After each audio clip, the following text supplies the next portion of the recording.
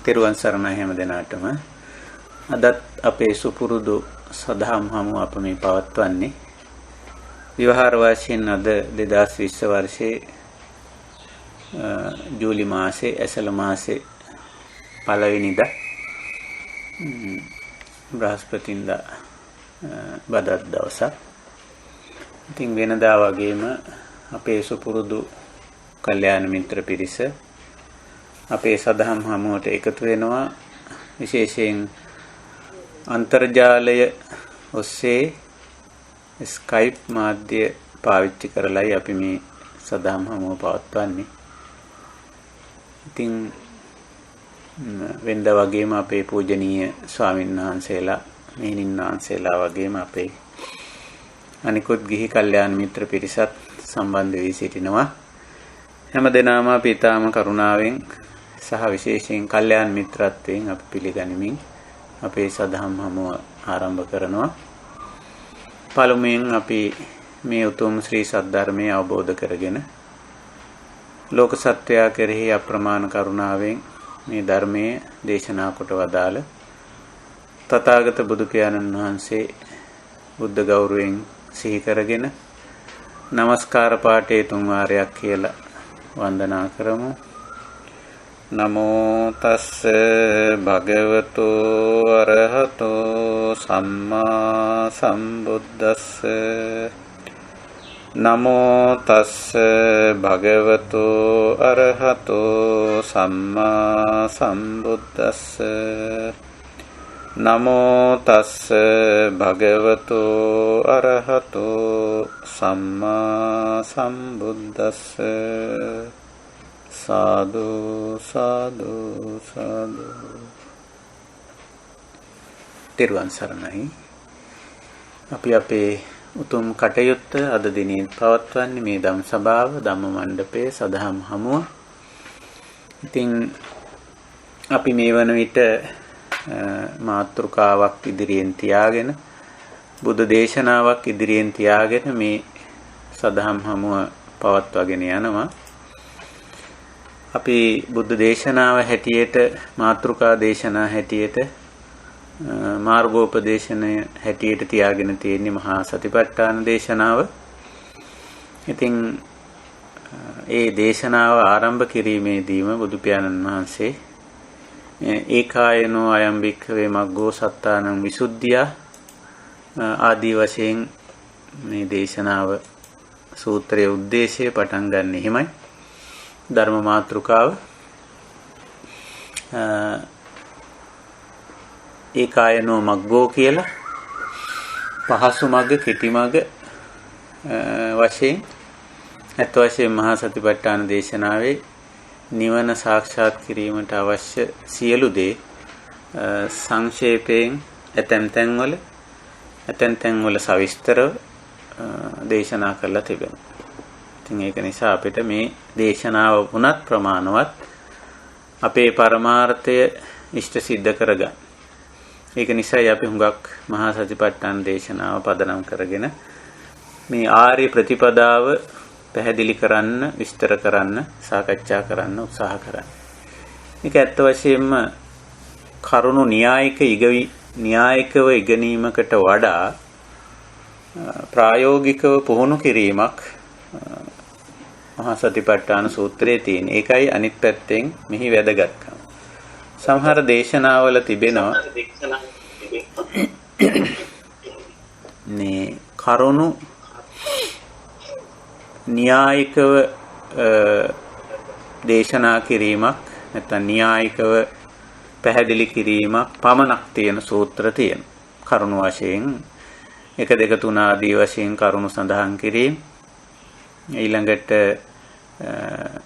කරුණු විස්තර කිරීම ආදී ලක්ෂණ තියෙන දේශනා තියෙනවා. නමුත් සතිපට්ඨාන දේශනා විශේෂත්වය ඒ සම්පූර්ණම මේ දහම පුහුණු කිරීමට අදාළ මාර්ගෝපදේශනයක්. ඉතින් ඒ වගේ දේශනා අපිට ගාක්ම වැදගත්. ඉතින් ඒක නිසායි අපි මහා සතිපට්ඨාන දේශනාව මෙහිලා ගුරු උපදේශය හැටියට තියාගෙන මේ සාකච්ඡා මාලාව කරගෙන යන්නේ. එතකොට මේ ධර්ම මාර්ගයේ නිවන් මාගේ අප ශික්ෂා වශයෙන් ගත්තොත් තුනක් පෙන්නනවා. සීල ශික්ෂාව, සමාධි ශික්ෂාව, ප්‍රඥා ශික්ෂාව වශයෙන්. ඒ ශික්ෂා තුන වඩා ගැනීම සඳහා අංග වශයෙන් ගත්තොත් 8ක් පෙන්වා දීලා තිබෙනවා. සම්මා දිට්ඨි, සම්මා සංකප්ප, සම්මා වාචා, සම්මා කම්මන්ත, සම්මා ආජීව, සම්මා වායාම, සම්මා සති, සම්මා සමාධි වශයෙන් අංග 8ක් දේශනා කරලා තිබෙනවා. එතකොට මේවා කොහොම පටන් ගන්නවද, කොතනින් පටන් ගන්නවද කියන කාරණේ බලපුවාම අපිට තේරෙනවා පටන් ගැම්ම තියෙන්නේ සතියෙන් කියලා. සිහි නුවණ උපද්දාගත් කෙනෙක් තමයි මේ කාර්යය ආරම්භ කරන්න පුළුවන්කම තියෙන්නේ. සිහි නුවණ, ඊළඟට ප්‍රඥා, වීරිය, මේ තුන තමයි මේ ධර්ම මාර්ගයේ මූලික වෙන්නේ. අපිට සීලය කුමක්ද කියලා තේරුම් ගන්න වෙන්නේ ප්‍රඥාවෙන්. එතකොට ප්‍රඥාව ක්‍රියාත්මක වෙන්නේ සතිය ඇතිතැන්. සීලෙන් අදහස් කරන්නේ නැත්නම් සීලෙන් කියවෙන්නේ අපේ කායික වාචික වශයෙන් ගත්තම කුමක්ද කළ යුත්තේ, කුමක්ද නොකළ යුත්තේ කියන කාරණේ. ඒක තේරුම් ගැනීම සඳහා මේ මොහොතේ කරන්න එළඹෙන මොහොතේ අපිට සිහි නුවණ තියෙනවා.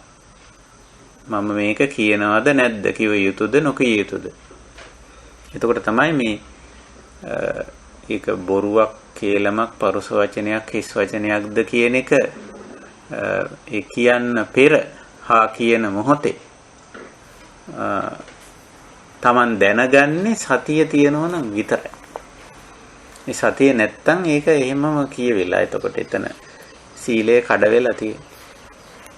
ඒ වගේ තමයි කරන මොහොතේ මම මේ කරන්න යන දේ, මේ කරමින් ඉන්න දේ ප්‍රාණඝාතයක්ද, අදත්තාදානියක්ද, කාමමිත්‍යාචාරයක්ද කියලා දැනගන්නේ සතිය පැවැත්වුවොත් විතරයි.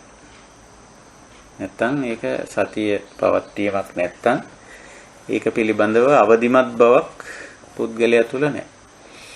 ඒක නිසා මේ ප්‍රතිපත්තිය පුරන පැත්තේදී, එහෙම නැත්තම් මේ මාර්ගයේ වඩන පැත්තේදී සතිය තමයි පෙරට වෙන්නේ.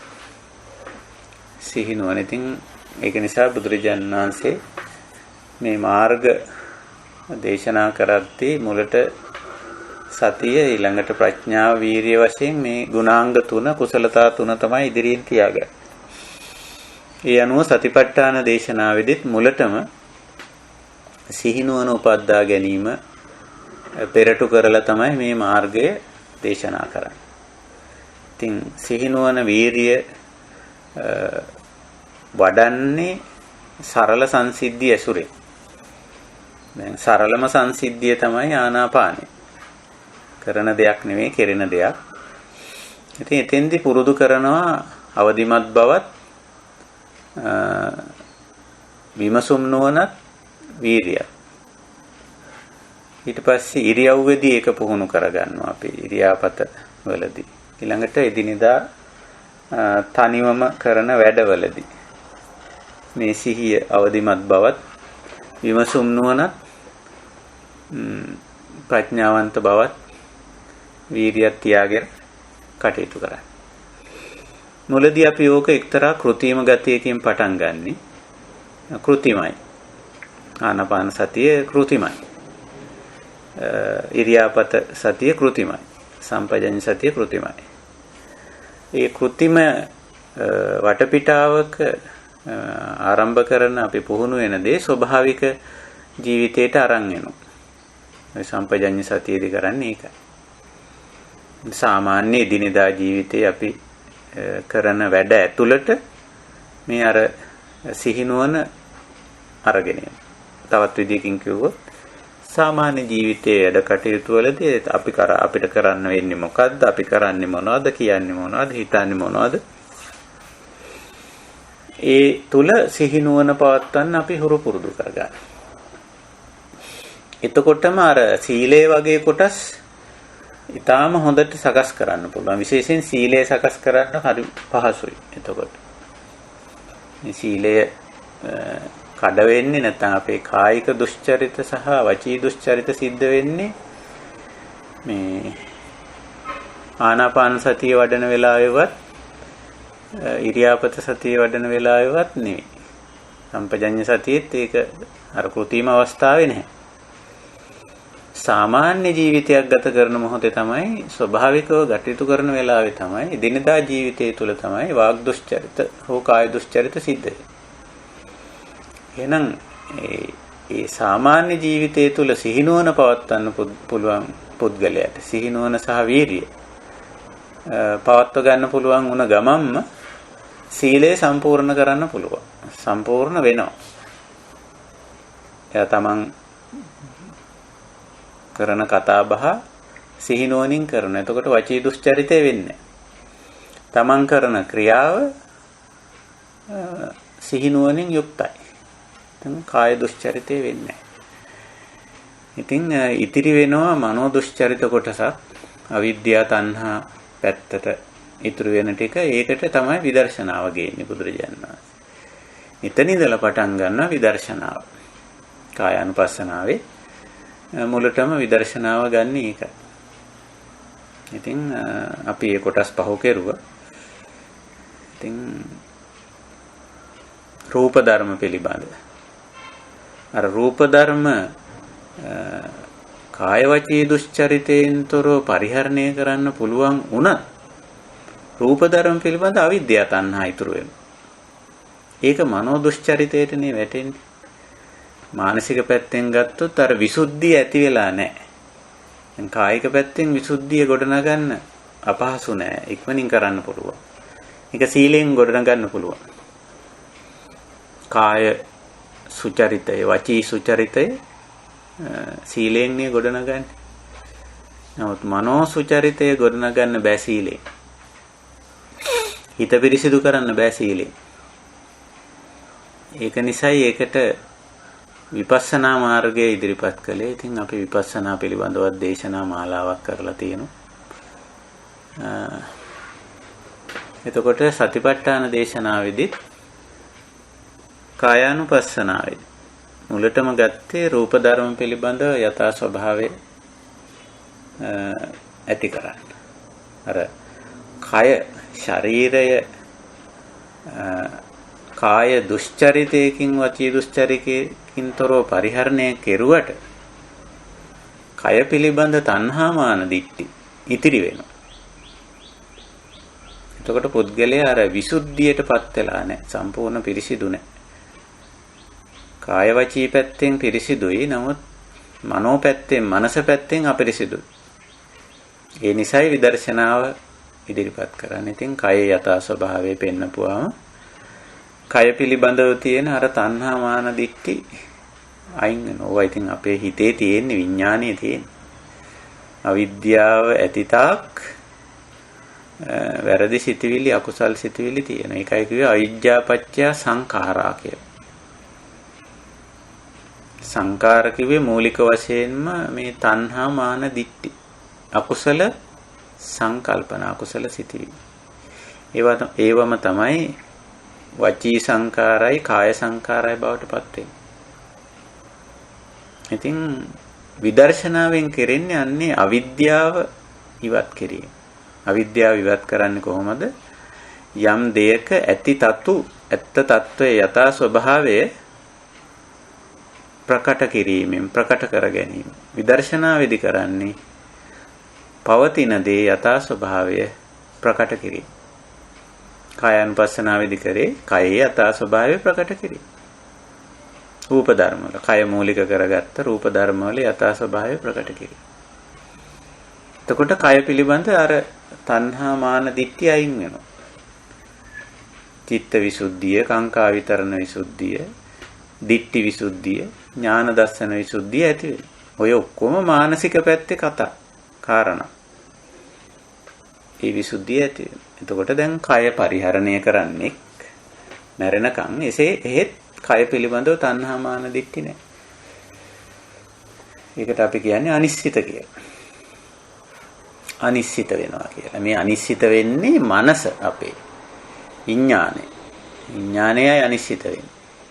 තවත් වචන යෙදිලා තියෙන විඥානය අනිදස්සන වෙනවා කියලා. අපපතිට්ඨිත වෙනවා කියලා. අර රූප ධර්මයේ පිහිටන්නේ. පිහිටන්නේ තණ්හාමාන දිට්ඨි වශයෙන්නේ පිහිටන්නේ. විඥානයේ පිහිටන්නේ. නාම රූපේ පිහිටන්නේ. විඥානය. ඊළඟට නාම පැත්තටත් ගේනවා බුදුරජාණන් වහන්සේ. වේදනානුපස්සනාවෙන් කරන්නේ ඒක. වේදනා කියන්නේ නාම ධර්මයක්. අපේ මනසේ ඇති වෙන එක. පස්ස පච්චය. පස්ස කියන්නේ ඇහැට කනට නාසයට දිවට කයට මනසට රූප ශබ්ද ගන්ධ රස පොට්ටබ්බ ධම්ම කියන මේ සයාකාර අරමුණු ඉන්ද්‍රියයන් 6 හරහා මනසට ඇතුල් වීම. අරමුණු හිත් වැදීම කියලා අපි ඕකට කියන්නේ. පස්සේට හොඳ සිංහල වචනේ අරමුණු හිත් වැදීම කියන්නේ. සිතට ඇතුල් වීම. සිතට ඇතුල් නොවුනොත් විඳීමක් නැහැ. මේක නිසා විඳීම සිද්ධ වෙන්නේ පස්සපච්චය. ස්වභාවික සංසිද්ධියක්. එතකොට වේදනාව නැත්නම් විඳීම අපි ඒව කතා කරා කලින් සාකච්ඡාවලදී සුඛ දුක්ඛ අදුක්ඛම සුඛ වශයෙන් සාමිස නිරාමිස වශයෙන් මේක සිද්ධ වෙනවා. හරි ස්වභාවිකයි. ස්වභාවික සංසිද්ධිය. පස්සයත් ස්වභාවිකයි වේදනාවත් ස්වභාවිකයි. නමුත් අර කය රූප ධර්ම ස්වභාවික වුණත් රූප ධර්ම පිළිබඳව තණ්හාමාන දිට්ඨි අවිද්‍යාව ඇතිතෙක් රූප ධර්ම ඇසුරෙන් ප්‍රශ්න ගැටලු හදා ගන්නවා වගේ මේ නාම ධර්ම වේදනා පිළිබඳව හරි අවබෝධයක් ඒකේ යථා ස්වභාවය නොවැටහෙන තාක් වේදනා ඇසුරෙන් වින්දනය ඇසුරෙන් කෙලෙස් හදා ගන්නෝ තණ්හාමාන දිට්ඨිය ඇති කර ගන්නෝ ප්‍රශ්න ඇති කර ගන්න. ඒක නිසායි වේදනාවේ යථා ස්වභාවය පෙන්වන්නේ. වේදනානුපස්සී විහෙරති කියන්නේ වේදනාවේ යථා ස්වභාවය දකිමින් තේරුම් ගනිමින් වටහා ගනිමින් ජීවත් වෙනවා කියන්නේ. විහෙරති කියන්නේ ජීවත් වෙනවා කියන එක පාලි භාෂාව. වේදනාසු වේදනානුපස්සී විහෙරති. විඳිද්දී වින්දනයේ යථා ස්වභාවය තේරුම් ගනිමින් විඳිනවා කියන එකයි. එතකොට අර විඳීමක් ඇතත් විඳීම නිසා ඇති වෙන ගැටලුව පැන නගින්නේ නැහැ. විඳීම නිසා ඇති වෙන ගැටලුව මොකද්ද? වේදනා පච්චය තණ්හා. බැඳීමට අපි කියන්නේ ඒකට බැඳීම කියලා. බැඳීමත් ඉතින් තුන් ආකාරයකින් වෙනවා. රාග බන්ධන, ද්වේෂ බන්ධන සහ මෝහ බන්ධන කියලා. ඉතින් ඒක වෙන්නේ නැහැ විඳීමේදී සිහිනුවන ඇති පැවැත්වුවොත්. විඳීමේ යථා ස්වභාවය තේරෙනවා. මේ වින්දනය කියන්නේ මොකද්ද? මේ නාම ධර්මය මේ විඳීම සිදුවන්නේ කොහොමද? ඒක නිට්ටයද අනිත්‍යද ආත්මද අනාත්මද අවිපරිණාමීද විපරිණාමීද අදිච්ච සමුප්පන්නද පටිච්ච සමුප්පන්නද සමුදය විතරද වය නැද්ද වය විතරද සමුදය නැද්ද මේ ටික වැටහෙනවා. අපි ඕකට පෞගිය සාකච්ඡාවේදී කිව්වා පොදු ලක්ෂණ දකිනවා කියලා. වේදනාවේ ස්වලක්ෂණ නැත්තම් සුවිශේෂ ලක්ෂණ තමයි ඔය සුඛ දුක්ඛ දුක්ඛම සුඛ ස්වභාවය. පොදු ලක්ෂණ තමයි අනිත්‍ය අනාත්ම විපරිණාම සමුදය වය පටිච්ච සමුප්පන්න ලක්ෂණ. ඉතින් දැන් අපි ඔය මේ පොදු ලක්ෂණ අඳුනා ගැනීමට කියන්නේ ඒ අවබෝධ කර ගැනීමට කියන්නේ සංඥා කියලා. ඒ අවබෝධය වැරදුනොත් තමයි ගැටලුව ඇති වෙන්නේ. අවබෝධය හරියට ආවොත් මේ සංඥාව හරි තැන පිහිටියොත් ගැටලුවක් නැහැ. සංඥාව වැරදීමට කියන්නේ සංඥා විපල්ලාස කියලා. සංඥා ඔය අකුසල සංඥා නැත්නම් සංඥා විපල්ලාස කියලා මේ වැරදි අවබෝධයේ pāli භාෂාවෙන් හඳුන්වනවා එහෙම. ඒ ඔය වැරදි අවබෝධය ඇති නොවෙන්න බුදුදහමේ සංඥා භාවනාවක් උගන්වනවා. අපි දැන් මේ එතෙන්ට තමයි යොමු වෙලා තියෙන්නේ වේදනානුපස්සනාවට ඇවිදින් විඳීම හා බැඳීම කියන සංසිද්ධි දෙක හේතුඵල ධර්මතාවක් එතන. වේදනාපච්චය තණ්හා. එතකොට වේදනාව විඳ පළියටම බැඳීමක් එනවද? කොහොමද විඳීමේදී බැඳීම ඇති වෙන්නේ? රාගානුසය, පටිඝානුසය, අවිජ්ජානුසය ඇති වෙනවා කියලා පැහැදිලි කරා. කොහොමද එහෙම වෙන්නේ? එහෙම වෙන්නේ මෙතන හරි සංඥාව නැත්නම්. කියන්නේ කුසල සංඥාව නැතිනම් තමයි ඒක වෙන්නේ. එහෙම නැත්නම් සංඥා විපල්ලාස වෙලා නම් විපල්ලාස වෙලා නම් විකෘති කියලා අපි කියන්නේ. හඳුනා ගැනීම විකෘති හඳුනා ගැනීමක් වැරදි ආකාරයේ හඳුනා ගැනීමක් සිද්ධ වෙලා නම් අන්න එතන බැඳීම එනවා. මොකද්ද මේ විකෘති හඳුනා ගැනීම? මොකද්ද මේ සංඥා විපල්ලාසය? මොකද්ද මේ විපිරියාසය? ඒ තමයි නිත්‍ය සංඥාව, ආත්ම සංඥාව, සුඛ සංඥාව, අවිපරිණාමී සංඥාව. ওই වගේ විකෘති වගේක් තියෙනවා. වැරදි විදිහ හඳුනා ගැනීම ටිකක් තියෙනවා. කොටින්ම තවත් විදිහකින් කිව්වොත් අර පොදු ලක්ෂණ අඳුනන්නේ නැති ගතිය සංඥා විපල්ලාස කියලා කියන්නේ. ඉතින් බුදුරජාණන් වහන්සේ එවැනි විපල්ලාස 10ක් විතර පෙන්නලා තියෙනවා. අපි ඒකෙදි ගිරිමානන්ද සූත්‍රයට එනකොට මේ 10ම පෙන්නනවා. ඒකෙදි ගිරිමානන්ද සූත්‍රයේදී මේකේ හරි පැත්ත පෙන්වන්නේ සංඥා 10ක් පෙන්වනවා.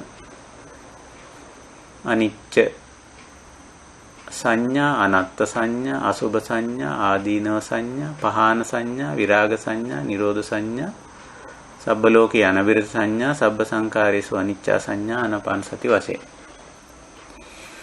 එතකොට මේ ටික මේ විදිහට දැක්කොත් නාම රූප ධර්මවල අනිත්‍ය ස්වභාවය අවබෝධ කර ගැනීමයි අනිත්‍ය සංඥා කියලා කියන්නේ. සංඥා කියන්නේ අපි අවබෝධ කර ගැනීමේ හැකියාව. මේ අපි කතා කර කායානුපස්සනාවේදී කතා කළ කය මූලික කරගත්ත සියලුම රූප ධර්ම සහ වේදනා සංඥා චේතනා පස්සමනසිකාර ආදී වශයෙන් දක්වලා තියෙන සියලුම නාම ධර්මත් ඕනෑම වෙලාවක ඕනෑම තත්වයකට වෙනස් වෙන්න පුළුවන් කියන එකයි අනිත්‍ය කියලා කියන්නේ. නිට්ටය නෑ කියන එකයි. එක විදිහට ඒකාකාරීව පවතින්නේ අනිත්‍ය.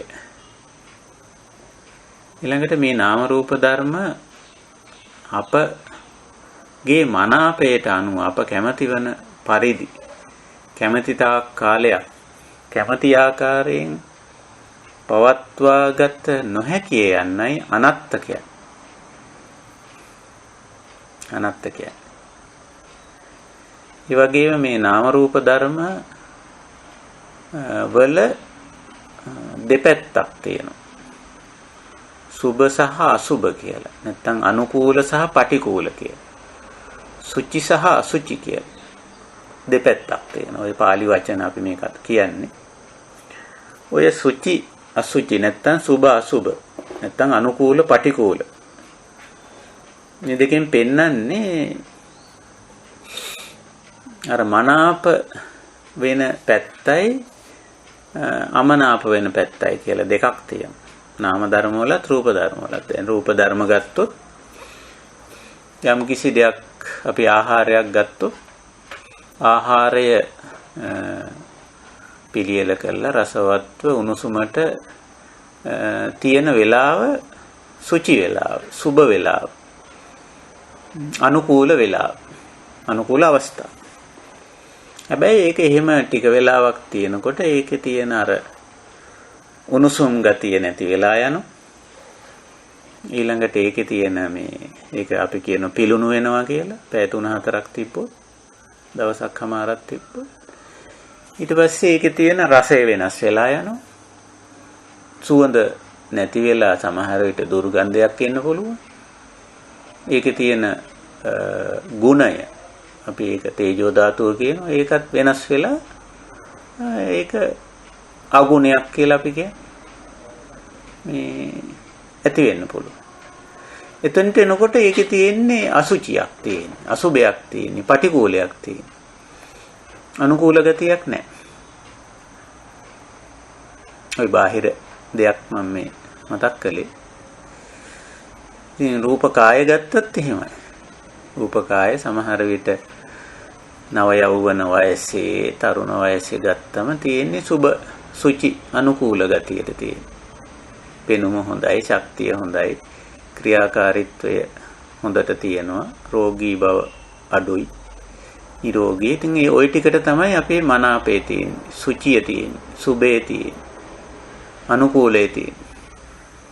නමුත් ක්‍රමයෙන් ওই දේවල් වල පටිකූලේන ප්‍රතිවිරුද්ධ ස්වභාවය පටිකූලේ කියන්නේ. අසුචිය කියන්නේ, අසුබේ කියන්නේ මේ මනස අකමැති වෙන මනාප නොවන ගතියක් ඇති වෙන රූප ධර්ම වල කොයිකෙත් එහෙමයි. පිපුණු මල පර වෙන. ඉතින් කවුරුත් කැමති පිපිච්ච මලට, සුවඳ හමන මලට, වර්ණවත්. ඉතින් ඒකේ ඊළඟ අවස්ථාව අනිවාර්යයෙන්ම වර්ණයේ දුර්වර්ණ වෙනවා, සුගන්ධයේ දුර්ගන්ධය වෙනවා, පිපුණු බව මැලවුණු බවටපත් වෙනවා. ඉතින් ඒක රූප ධර්ම වල හැටි. අපි ඒකනේ ඔය මලක් තියෙනකොටත් ඔය ප්‍රතිවිරුද්ධේ මෙනෙහි කරන්නේ. ඔය අපේ ඔය මල් පූජා කරන ගාථාවේ පුප්පං මිලායාති යතා ඉදං මේ කායෝ තථා යාති විනාශ භාවං කියලා එතෙන්දි මෙනෙහි කරන්නේ පටිකූල මනසිකාරය. නැත්තම් අසුබ සංඥාව ගන්නෙ. දැන් මේ මල අපි බුදු මැදුරේ තියෙනකොට තියෙන්නේ සුබ සංඥාවක් තියෙන්නේ. දැන් පිපිලා තියෙන මලක් ගන්නෙ, සුවඳ හමන මලක් ගන්නෙ, වර්ණවත් මලක් ගන්නෙ. තව ටිකක් අපි ඒකට පැන් ටිකක් කියලා බොහොම ප්‍රබෝධමත්ව තමයි මේ මල් වට්ටියේ තියලා අපි බුදු මැදුරේ අපේ මේ මල පාවිච්චි කරන කොයි වෙලාවෙත් එහෙමයි බුදුන් වඳින්න නෙවෙයි අපි තවත් නොයෙක් දේවල් වලට මල් පාවිච්චි කරනවා. සරසන්න, අලංකාර කරන්න නොයෙක් දේවල් වල. ඒ කොයි දෙයකදී වුණත් අර අනුකූල අවස්ථාව ගන්න. සුභ අවස්ථාව, සුචි අවස්ථාව තමයි ගන්න. නමුත් ඒකේ පටිකූල එනවා, අසුචි එනවා, අසුභ එනවා. ඒ රූප ධර්ම වල හැටි. හැටි කියන්නේ අපි ඕකට කියන්නේ යථා ස්වභාවය කියලා, ඇත්ත తත්වය. ඉතින් අර එක දෙයකට විතරක් ඇලුම් කරොත්, මනාප වුණොත්, අනික ප්‍රතික්ෂේප කෙරුවොත් මේ මොකද දෙකම ස්වභාවයනේ. සුභයයි අසුභයයි දෙකම, සුචියයි අසුචියයි දෙකම, අනුකූලයයි පටිකූලයයි දෙකම ස්වභාවයයි. ඉතින් එකකට විතරක් ගැටි වුණොත්, මනාප වුණොත්, අනිකට අමනාප වුණොත්, විරුද්ධ වුණොත් එතන තියෙන්නේ එක්තරා විකෘතියක්. අන්න සංඥා දෝෂයක් එනවා එතන. ඔකට අපි කියන්නේ සංඥා විපල්ලාස කියලා. අර වැරදියට තමයි මේක රූප ධර්මයේ අවබෝධ කරගෙන තියෙන්නේ. එතකොට ඉතින් අර එකක ගැටෙන අමනාප අවස්ථාවට එනකොට අසුචියට, අසුභයට, පටිකූලයට එනකොට ගැටෙනවා. අනුකූලයට, මනාපයට, සුචියට එනකොට ඇලෙනවා. එතකොටම අර මූලික ගැටලුව ඇලීම ගැටීම කියන්නේම ඉතින් එතනම මහ විකෘතියක්නේ. එතනම අරුබුදේ පටන් අරගෙන ගැටලුව පටන් අරගෙන. නමුත් මේ අසුභ සංඥාව නැත්තම් පටිකූල මනසිකාරය හරි වැදගත්. ඒකෙන් පෙන්වන්නේ රූප ධර්ම වල යථා ස්වභාවය. රූප ධර්ම විතරක් නෙවෙයි, නාම ධර්මත් උහුමයි. දැන් නාම ධර්ම වලත් ඔය සුචි අසුචි දෙපැත්ත තියෙන, සුභ අසුභ දෙපැත්ත තියෙන, අනුකූල පටිකූල දෙපැත්ත තියෙන. දැන් උදාහරණයක් ගත්තොත් මේ අපේ නාම ධර්ම චේතනා ගමු අපි. චේතනා, වේදනා, සංඥා, චේතනා. ඔය ඕනම එකක අපිට ඔය දෙපැත්ත පෙන්වන්න පුළුවන්. වේදනාව ගමු. වේදනාවේ මේ සුඛ වේදනාවයි දුක්ඛ වේදනාවයි කියලා දෙකක් තියෙනවා. දැන් අපි ඇහුවොත් කෙනෙක්ගෙන් මොන වේදනාවටද කැමති? මොකක් විඳින්නද කැමති? සැප විඳින්නද දුක් විඳින්නද? ඉතින් 100% අත උස්සන සුඛ වේදනාවට තමයි මනාප. අනුකූල. දුක් වේදනාවන්න පටිකූල. ඒක අසුභය, ඒක අසුචිය, ඒක පටිකූල. නමුත් ඉතින් වේදනාවේ මේ දෙකම තියෙනවනේ, එක පළුවක් වෙන්න බෑනේ. පළු දෙකම තියෙනවා. ඉතින් මේක තමයි මේ දකින්නේ අපි. නාම රූප ධර්ම වල මේ දකින්නේ මේ යථා ස්වභාවය. වේදනාව එහෙම. සංඥාවට ගියත් ওই ලක්ෂණේ තියෙනවා. සුඛ සංඥා, දුක්ඛ සංඥා තියෙනවා. චේතනාවලට ගියත් ඒත් තියෙන කුසල චේතනා, අකුසල චේතනා කියලා මේක අනිත් පළුව තියෙනවමයි. ඉතින් සාමාන්‍යයෙන් අසුතව පුතුජන එක පළුවයි ඉල්ලන්නේ. මට අර අනුකූලයේ දෙන්න, මට අර සුභයේ දෙන්න, මට සුචිය දෙන්න. ඒකට පටිකූලේ ඒක එපා. අසුචිය ඒක එපා. අසුභේ ඒක එපා.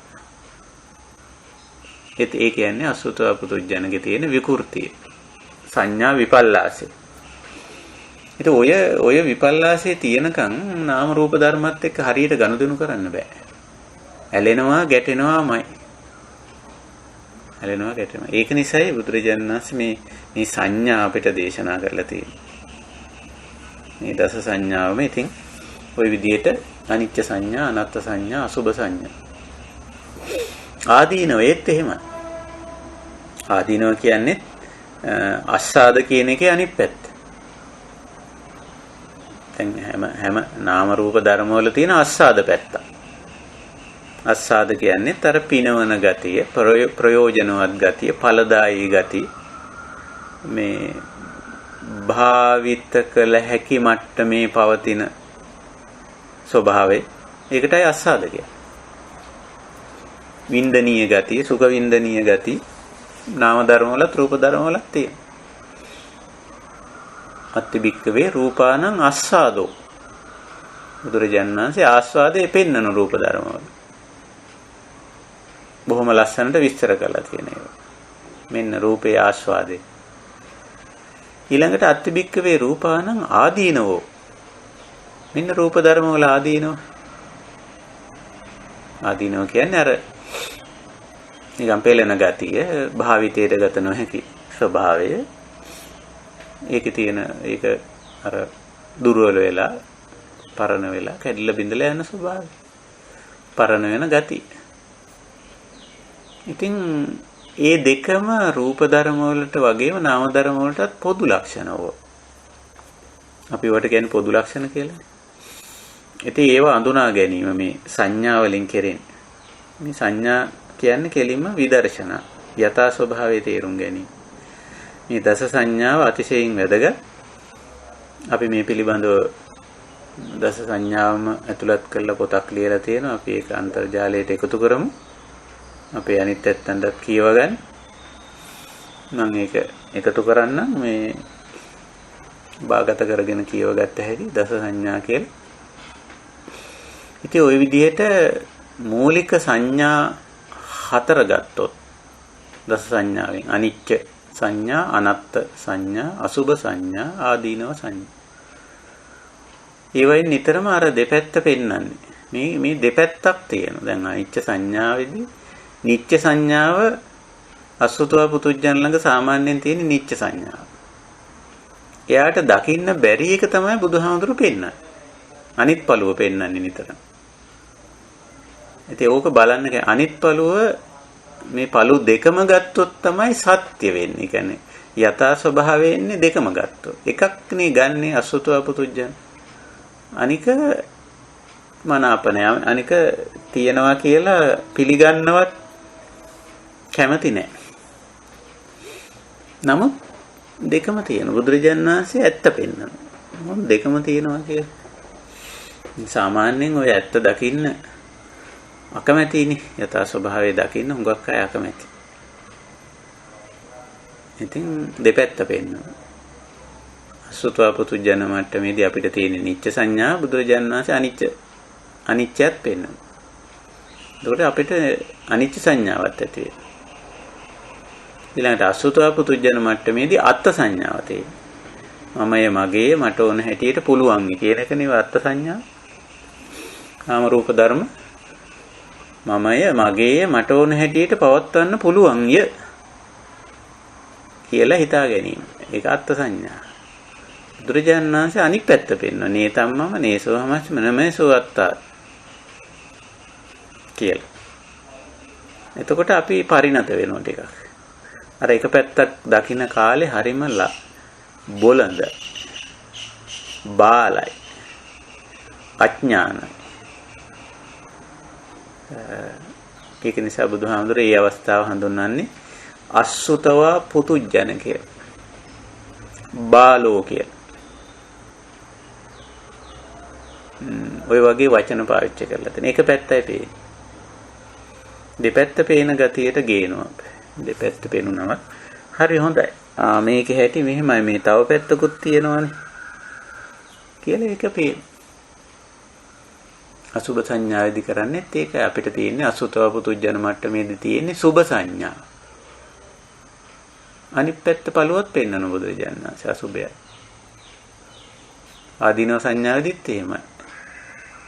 අසුතව පුතුජන මට්ටමේදී තියෙන්නේ අස්සාද සංඥා විතරයි. ඉතින් ආදීනවයත් පෙන්වනවා.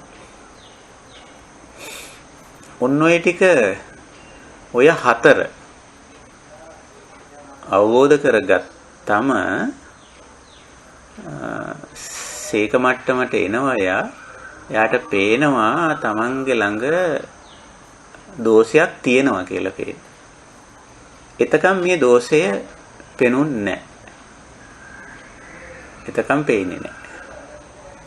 ඔය හතර අවබෝධ කරගත්තම පේනවා. එතනින් පස්සේ තියෙන්නේ පහාන සංඥා, විරාග සංඥා, නිරෝධ සංඥා, සබ්බ ලෝකේ අනිවිත සංඥා ආදී වශයෙන් එතන ඉඳලා තියෙන ඔක්කොම ඉතිරි හයෙම තියෙන්නේ බැහැර කිරීම පැත්ත තියෙන. බැහැර කිරීම පැත්ත. පහානෙන් පටන් ගත්තම පහනවල තියෙන්නේ බැහැර කිරීම පැත්ත. පහන කියන්නේ බැහැර කිරීම. ඉතින් එතන ඉඳලා සංඥා ටික අපි ටිකක් මේ අද කතා කරන්න බලාපොරොත්තු වෙන්නේ මේ ඉතිරි සංඥා ටික.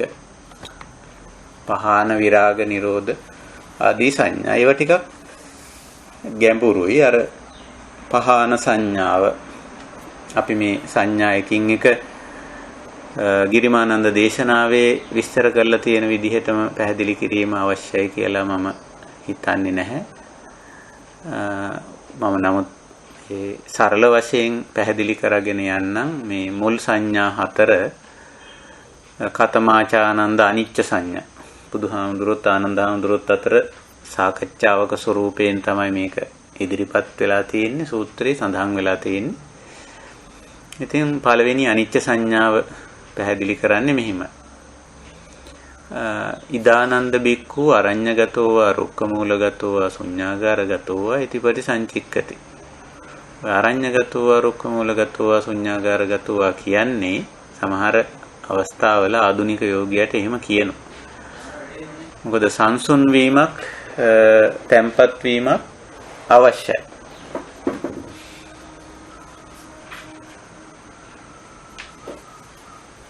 භාවනාවේදී ආරම්භක වශයෙන් ගත්තම හුදකලා වීමක් අර රහෙන් අයින් වෙලා පිරිසෙන් අයින් වෙලා අයින් වීම වැදගත් වෙනවා. ඒකයි ඔය අරඤ්‍ය රුක්ක මූල ශුඤ්ඤාගාර කියලා කියන්නේ. එහෙම ඉන්නකොට තමයි අර ටිකක් මනස යොදවන්න පුළුවන්කම ඇති වෙන්නේ අභ්‍යන්තරයේ. කමඨහනට මනස යොදන්න පුළුවන්කම ඇති වෙන්නේ.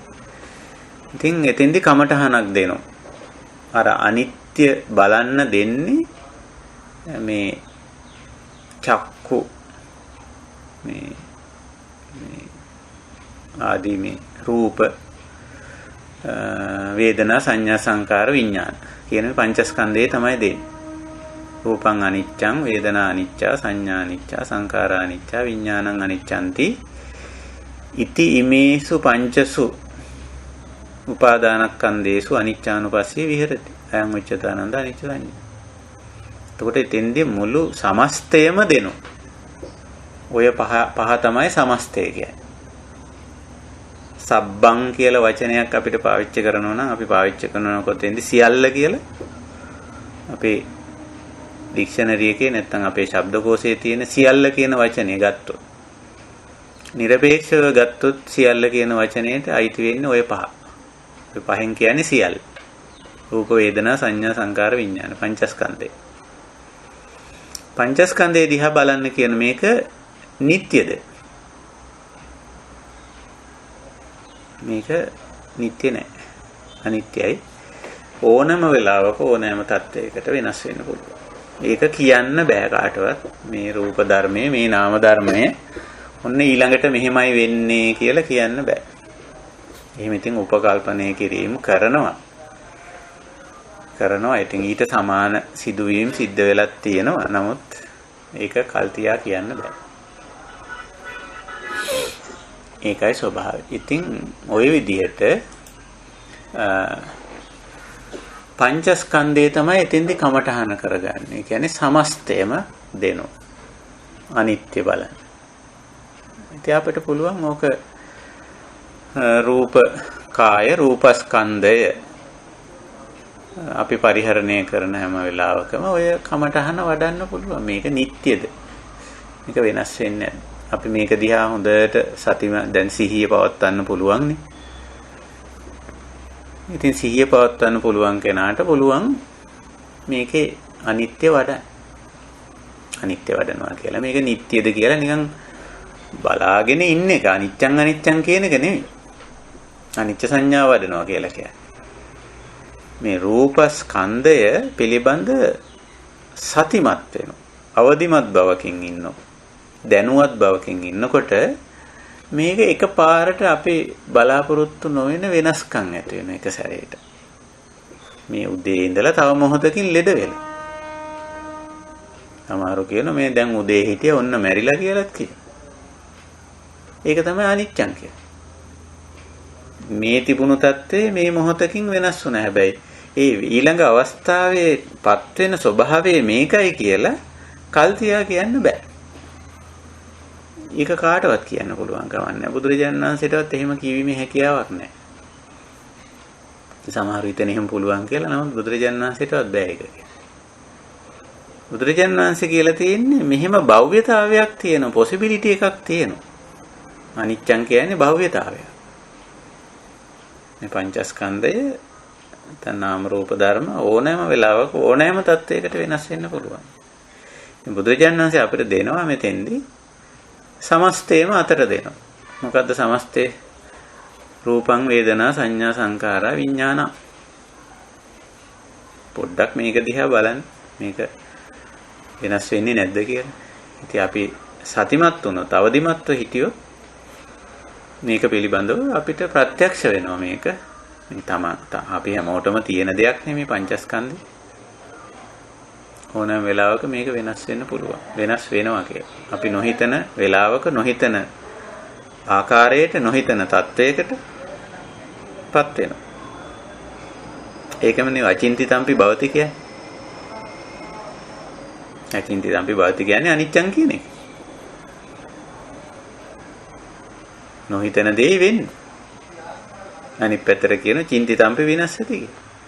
හිතාගෙන ඉන්න දේ නෙමෙයි වෙන්නේ. නොහිතන දේ වෙන්නේ. ඉතින් ඒ කියන්නේ අනිච්චං කියන එක තමයි. ඒ ලක්ෂණ.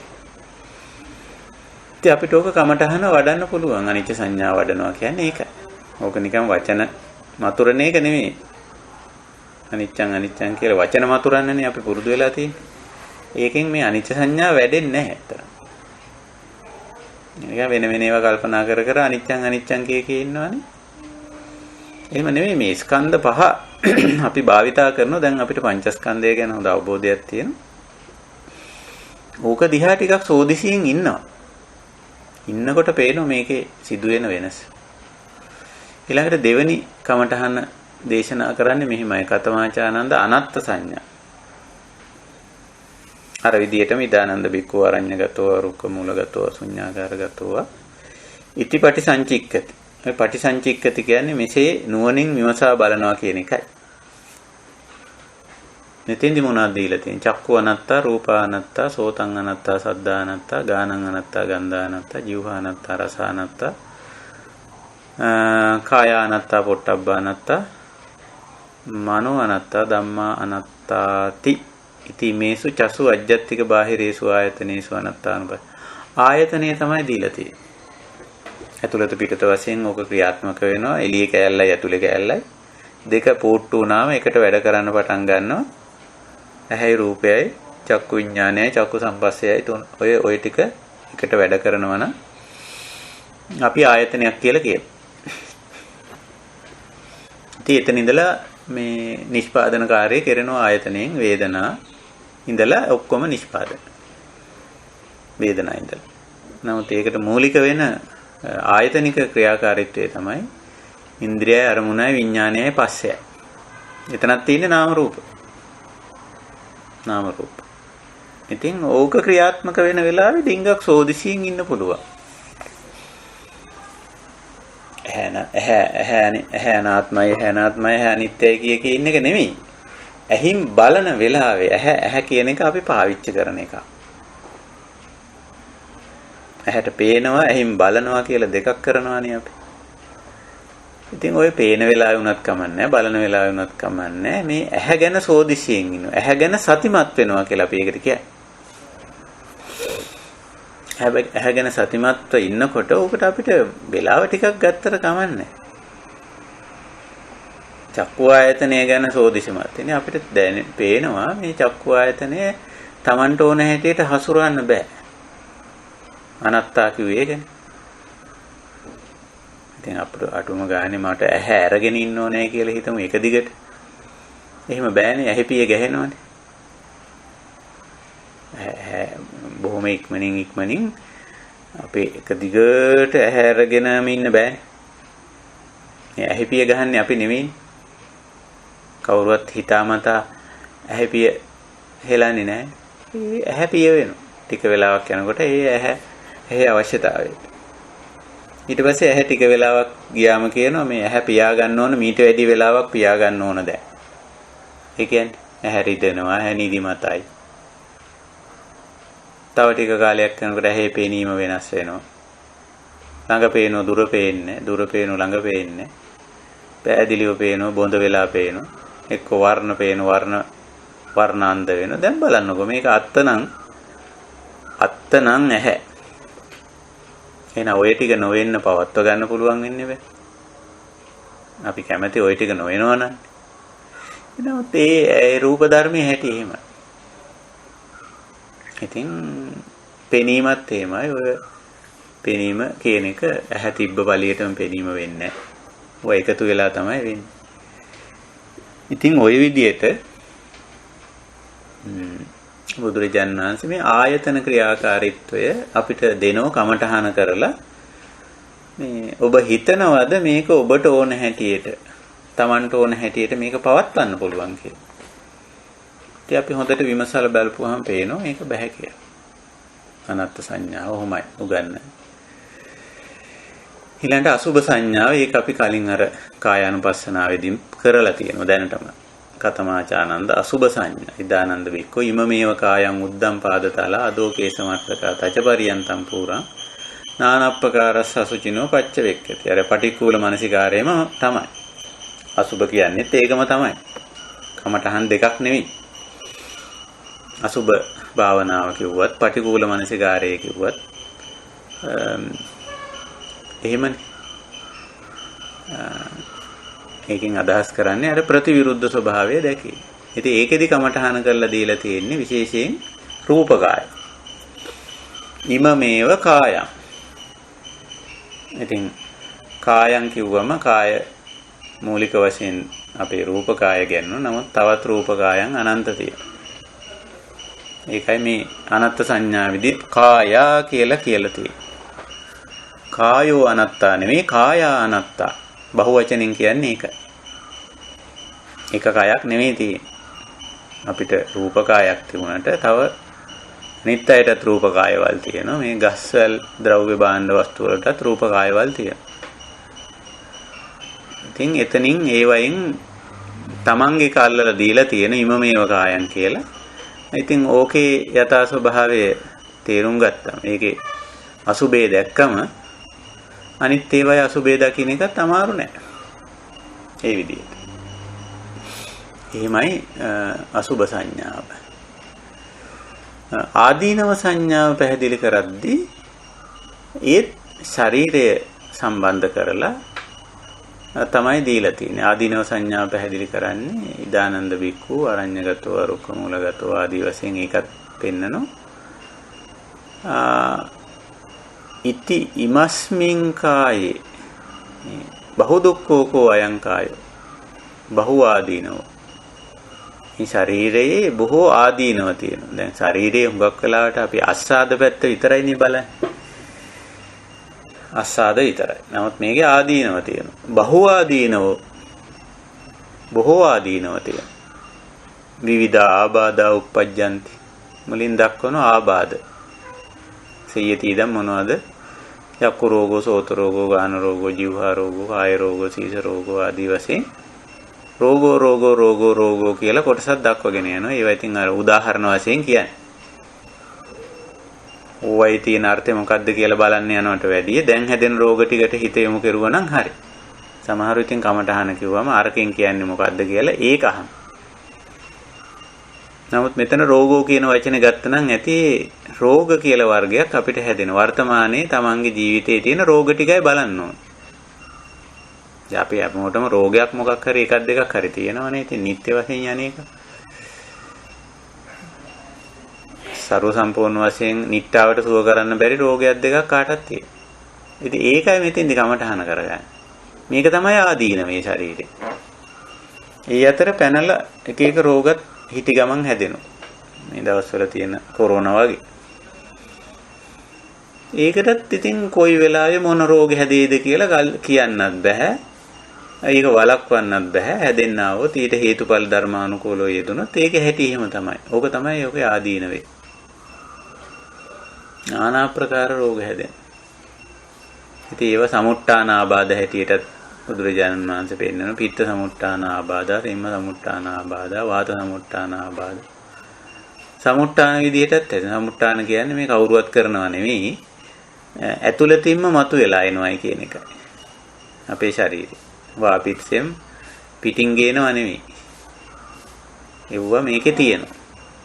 ඉතින් කන කෑමක් නිසා හරි ඍතු විපර්යාසය නිසා හරි අපේ වැරදි පැවැත්මක් නිසා හරි මොකක් හරි නිසා සමුට්ඨාන වෙනවා. මේකෙදිම මතුවලා එනවා පමණ මේක කිසියම් ආකාරයක විකෘතියක් වෙනවා. සමුට්ඨාන ආබාධත් වෙනවා.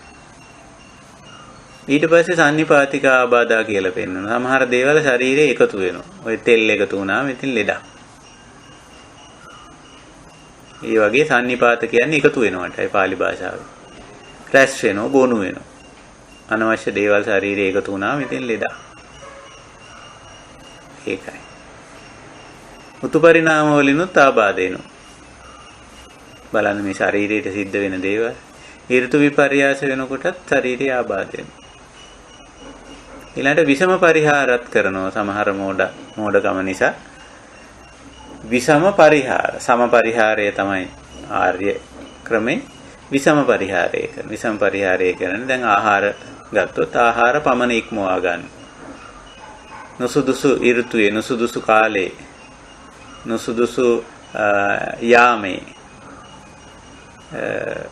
ගත්තම ඒක විෂම පරිහාරයක් වෙනවා. එතකොට ආබාධා. ඉතින් එහෙම එනවා විෂම පරිහාරජ ආබාධ. සමහරට ඕපක්කමික ආබාධ ශරීරයට වෙනත් අය උපක්‍රම කරලා ලෙඩ හදන. තරහට අමනාපයට එන්න පුළුවන්. මේ උපක්‍රමික ආබාධ කියලා කොටසක් වෙන්න. ඕපක්කමික ආබාධ. කම්ම විපාකජ ආබාධ. කර්ම විපාක වශයෙන්. දැන් මත්ද්‍රව්‍ය බීම කර්මයක්නේ. තමන් කරන අකුසල මෝඩ කර්මයක් ඒක. මත්ද්‍රව්‍ය භාවිතේ. ඒකේ විපාකජ ආබාධය මොකද්ද? ඉතින් අර හොඳට තියෙන ශරීරාංග ඉතින් දුර්වල වෙන එක. ලෙඩ හැදෙන. ඔක තමයි කම්ම විපාකජ ආබාධ කියලා.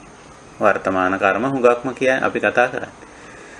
අතීතයේ ඉතින් කරපු කර්මවල විපාක හැටියට ආබාධත් එන්න පුළුවන්. නමුත් බුදුරජාණන් වහන්සේ නිතරම කර්මයේ පෙන්වන්නේ වර්තමාන කර්ම. වර්තමාන කර්මය. මේ භවයේ අතීත භවයේ කර්මයේ හුඟක් වෙලාවට පෙන්වන්නේ නැහැ බුදුරජාණන් වහන්සේ.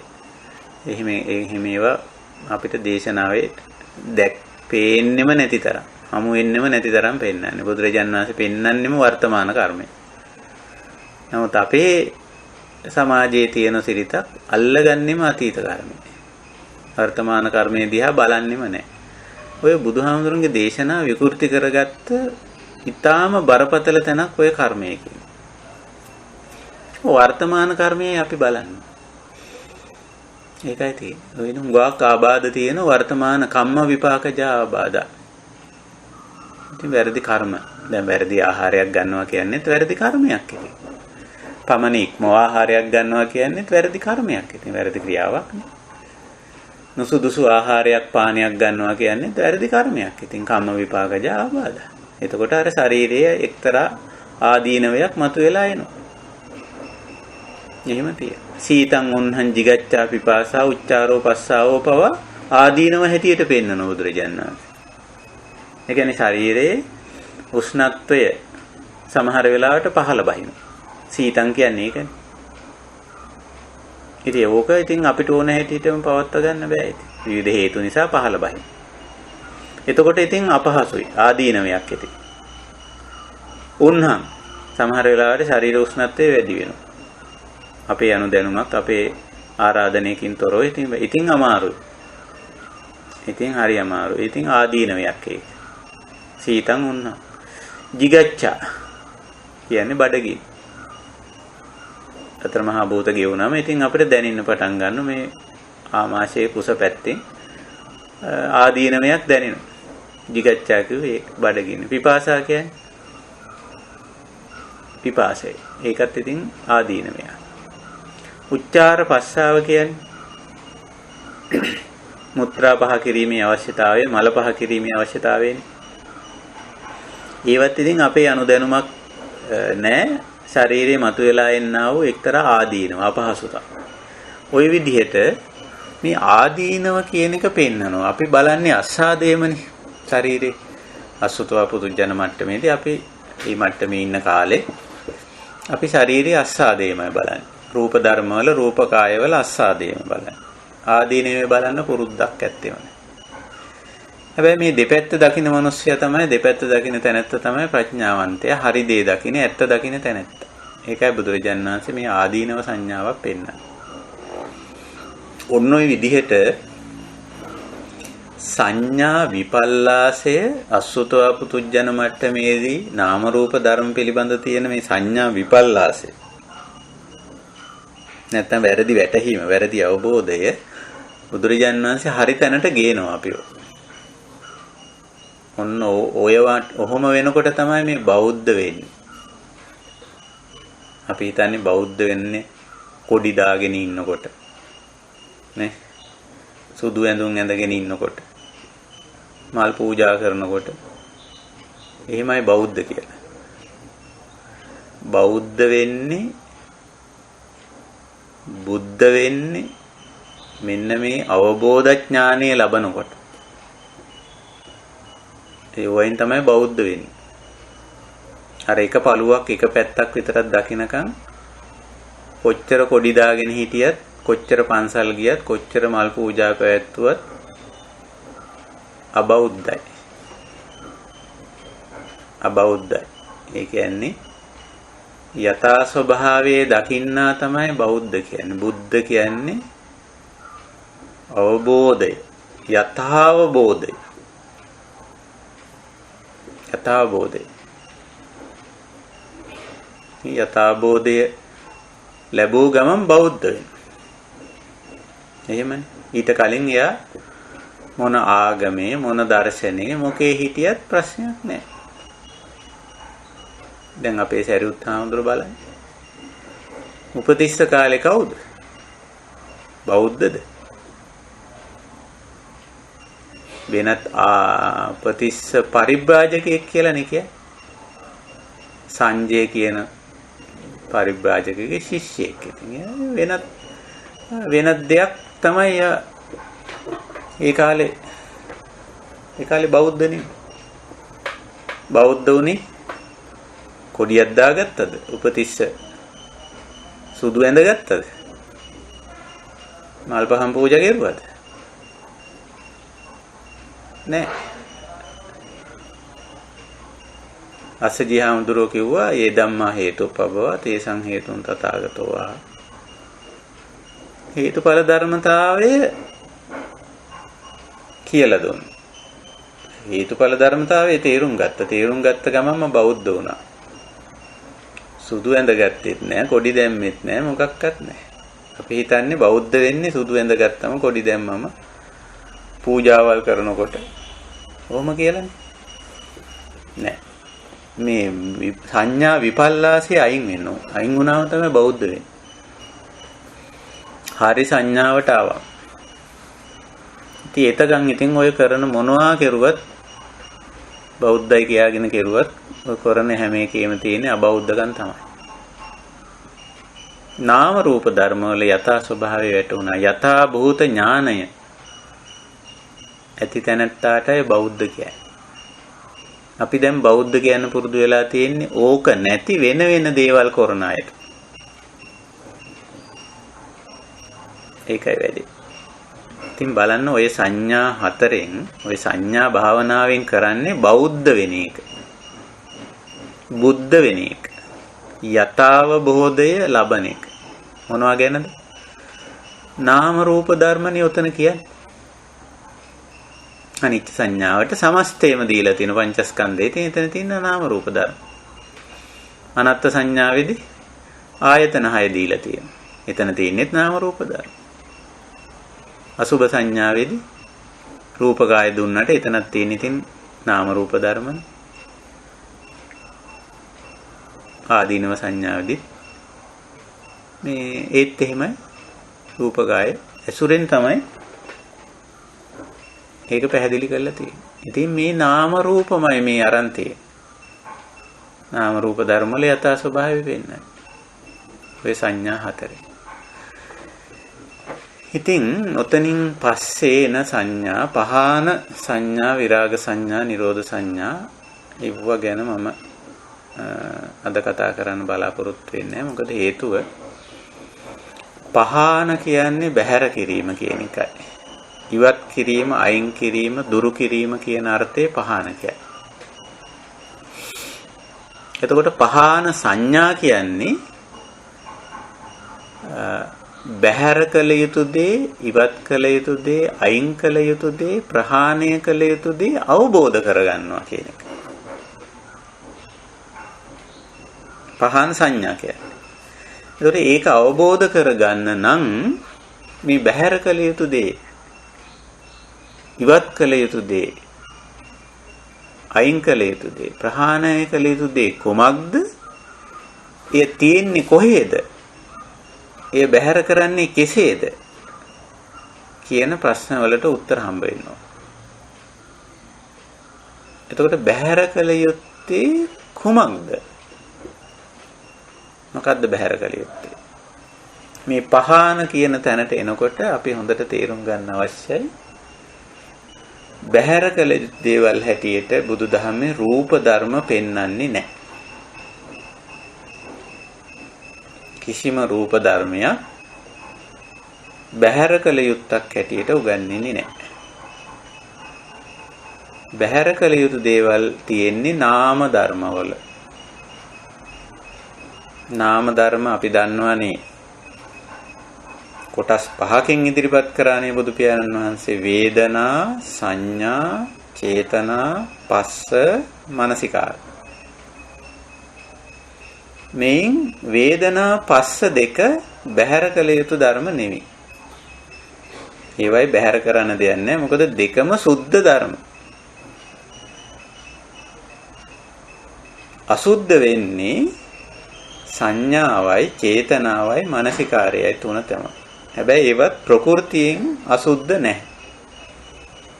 ප්‍රകൃතියෙන් ඒවා පබස්සරයි. අවිද්‍යාව කිට්ටු වුණ ගමන් සංඥාව විපල්ලාස වෙනවා. චේතනාව අකුසල වෙනවා, මානසිකාරය අයෝනිසෝ වෙනවා. අවිද්‍යාවට කිට්ටු වුණා මෙහෙම තමයි ඉන්නේ, අර නරක මිත්‍රයාට කිට්ටු වුණා වගේ තමයි. අවිද්‍යාව කිට්ටු වුණ ගමන්ම චේතනාව අකුසල වෙනවා, සංඥාව විපල්ලාස වෙනවා, මානසිකාරය අයෝනිසෝ වෙනවා. අපි දන්නෝනේ සංඥා විපල්ලාස අකුසල චේතනා අයෝනිසෝ මානසිකාර. ඔය තුන තමයි බැහැර කළ යුතු දේවල් හැටියට තියෙන්නේ. හරිම පහසුයි. අපිට හරියටම බැහැර කළ යුත්ත අල්ල ගන්නවා කියන එක තමයි පහාන සංඥාව කියලා කියන්නේ. මොකද්ද බැහැර කළ යුත්ත? ඊළඟට බැහැර කළ යුතු දේ කොහෙද තියෙන්නේ? ඊළඟට බැහැර කරන්නේ කෙසේද? ඔය ප්‍රශ්න තුන පහාන සංඥාවේදී අපිට පහාන සංඥාවට එනකොට අපි මේ ප්‍රශ්න තුනට උත්තර ලැබිලා තියෙනවා. නැත්තම් ප්‍රහාණය කිරීමක් ගැන අපිට කතා කරන්න බෑ. මොනවද බැහැර කරන්නේ? පහාන කියන්නේ බැහැර කිරීම කියන අර්ථය. ඉතින් අපිට පුළුවන් මේ පිළිබඳවත් ටිකක් සාකච්ඡා කරන්න.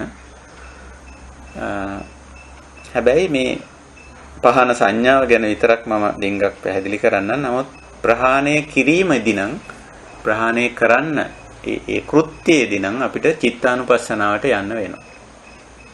ඒක නිසා අපි මේ සංඥා 10 ඉතිරි සංඥා පිළිබඳ කාරණේ ඒ ඉතිරි සංඥා 6 කතා කරන්න කලින් අපි චිත්තානුපස්සනා කොටසට යන්න අපිට සිද්ධ වෙනවා. එනේ කොහොම නමුත් මම කෙටියෙන් මේ පහාන සංඥාව පොඩ්ඩක් පැහැදිලි කරන්න කැමතියි. පහාන සංඥාව බැහැර කිරීම කියන එක කතමාචානන්ද පහාන සංඥා. ත්‍රිජන්වංශය අර පහාන සංඥාව එතන ගිරිමානන්ද දේශනාවේදී ඒකත් එතන දක්වනවා. ඉදානන්ද බික්කු uppannam කාම විතක්කං නාදිවාසේති පජහති විනෝදේති බන්ති කරෝති යන භාවං ගමේතු uppannam ව්‍යාපාද විතක්කං නාදිවාසේති පජහති විනෝදේති බන්ති කරෝති යන භාවං ගමේතු uppannam විහිංසා විතක්කං නාදිවාසේති පජහති විනෝදේති බන්ති කරෝති යන භාවං ගමේති. උදාහරණ තුනක් කියලා ඊළඟට කියන uppන්නේ පාපකේ අකුසලයේ ධම්මේ අන්න බැහැර කළ යුතු දේ. uppන්නේ හට ගන්නා තා පාපකේ අකුසලයේ ධම්මේ පාපක අකුසල ධර්ම ගණේට වැටෙන්නේ නාම ධර්ම වලින් එක්තරා කොටසක් විතරයි. රූප ධර්ම කෙසේවත් පාප අකුසල ධර්ම වලට අයිති වෙන්නේ නැහැ. රූප ධර්ම සුද්ධ ධර්ම. සුද්ධ ධර්ම. රූප ධර්ම පාප අකුසල ගණයට වැටෙන්නේ නැහැ. එහෙනම් අපිට හරි ලේසි හරියටම කෘත්‍ය මෙතෙන්දී අල්ල ගන්න පුළුවන්.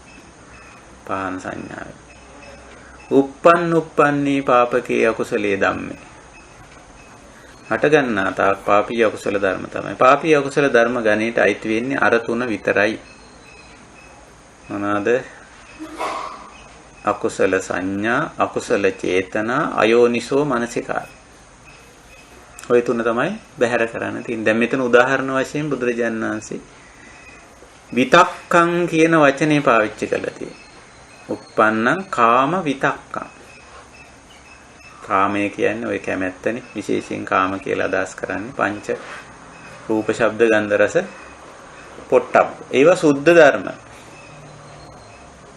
ඒවයි බැහැර කරන්න දෙයක් නැහැ. රූප බැහැර කරන්න දෙයක් නැහැ. ශබ්ද බැහැර කරන්න දෙයක් නැහැ. ගන්ධ, රස, පහස බැහැර කරන්න දෙයක් නැහැ. හැබැයි ඒව ඇසුරින් විතක්ක ඇති වෙනවා. විතක්ක වලට තමයි චේතනා තමයි ඔය කිව්වේ. කාම විතක්ක, ව්‍යාපාද විතක්ක, විහිංසා විතක්ක කියන්නේ අකුසල චේතනා. අකුසල චේතනා. කාමයේ පිළිබඳ පංචකාම. රූප, ශබ්ද, ගන්ධ, රස, පොට්ටබ්බ ධම්ම. ඉතින් ඕවා පිළිබඳව ඔන්න ඉතින් අපිට බලන්න වෙනවා. ඇතුළ බලන්න වෙනවා දැන් ඉතින්. ඇතුළ බලන්න වෙනවා. මේ ටික බලන්න පුළුවන්. එච්චර අපහසු නෑ. ඉතින් අපි ඕකෙදි හුඟක් මේ චිත්තානුපස්සනාව පැත්තට යන්න වෙනවා.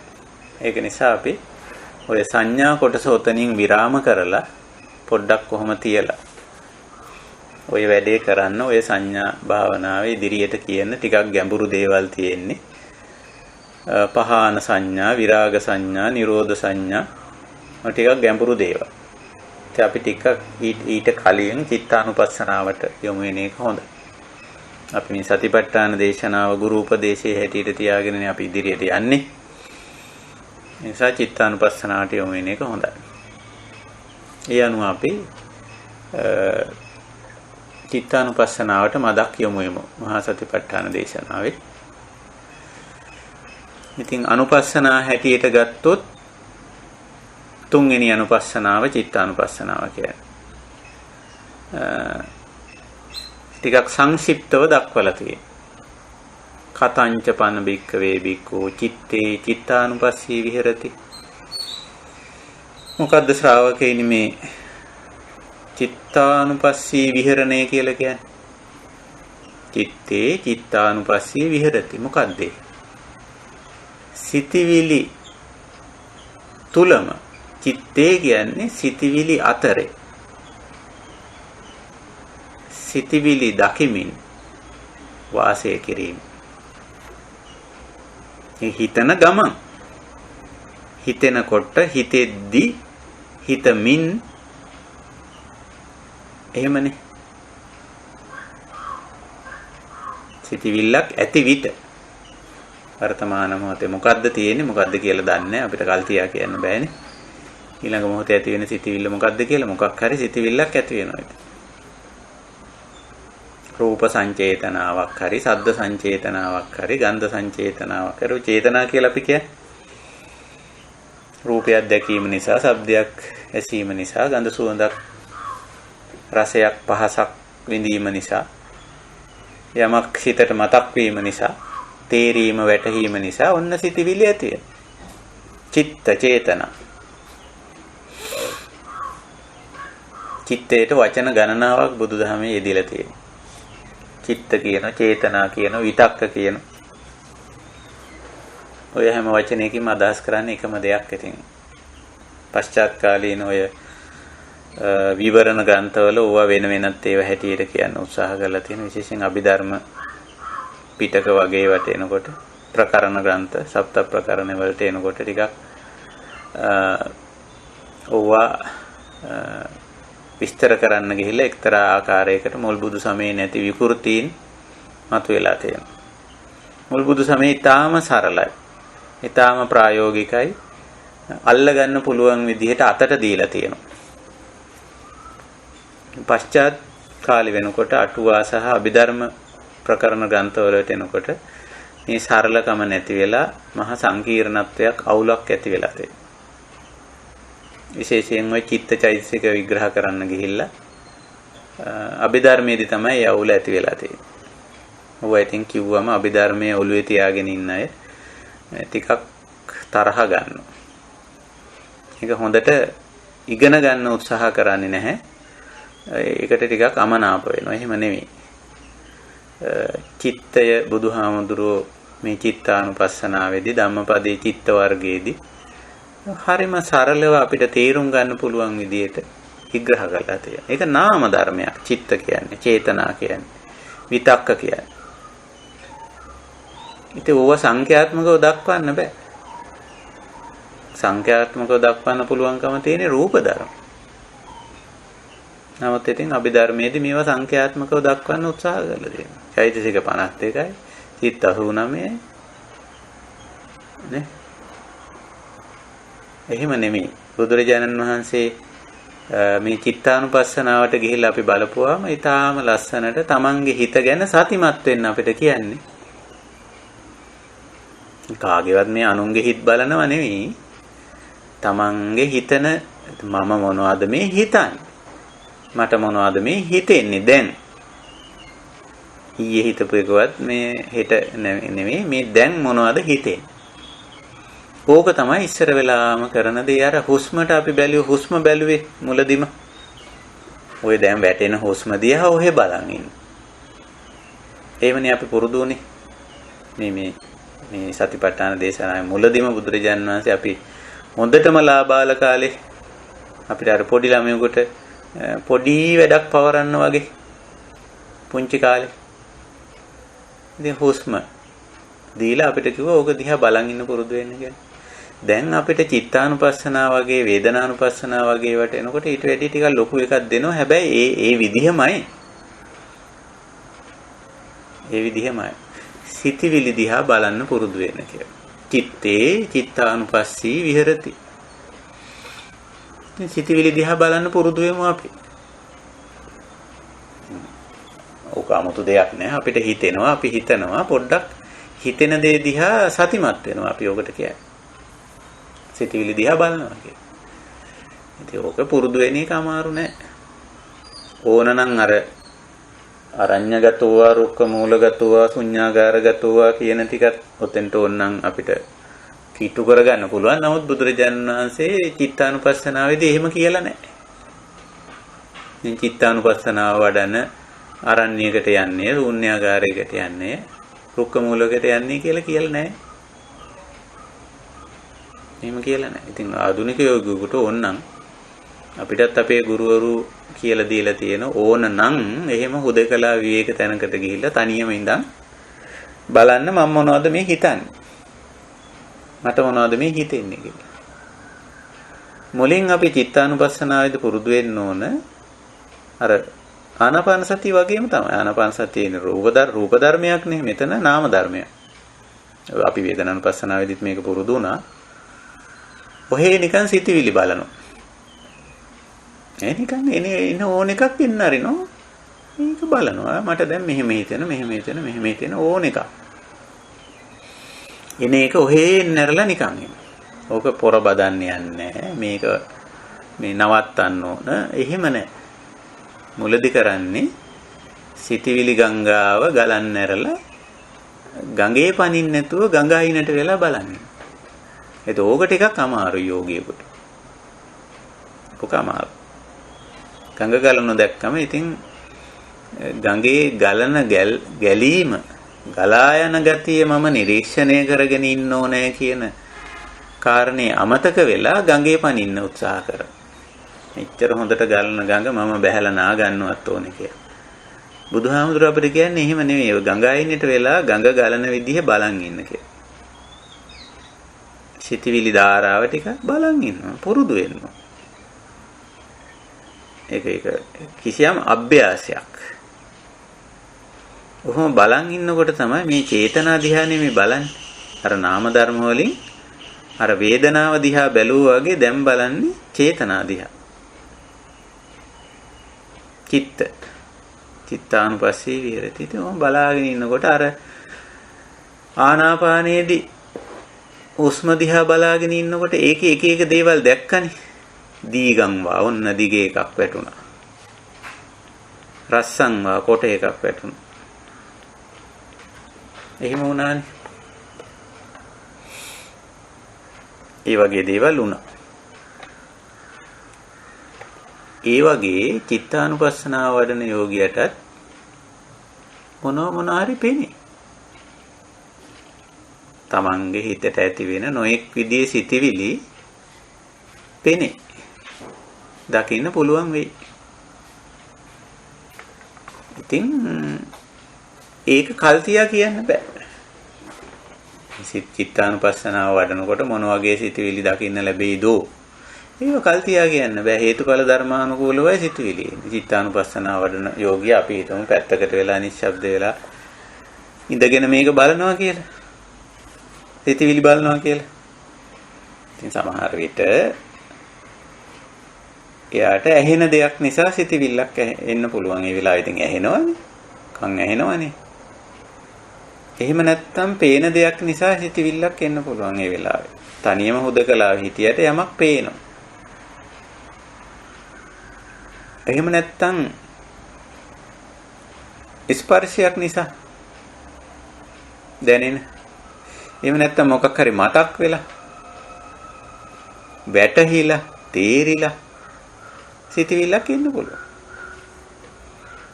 ඉතින් අපි ඔතෙන්දි බලන්නේ අර ඒ හේතුවට වැඩිය ඵලය බලන්නේ අපි.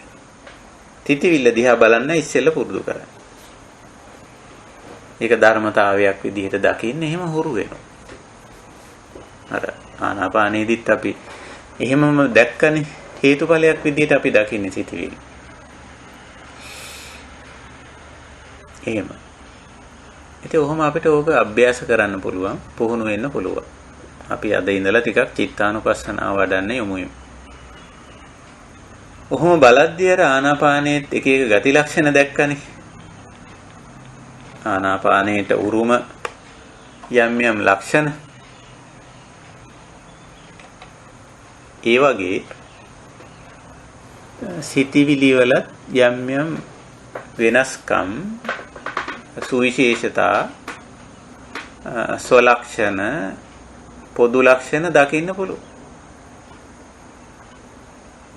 ඒක ඉතින් ඒක බරපතල දෙයක් නෙවෙයි.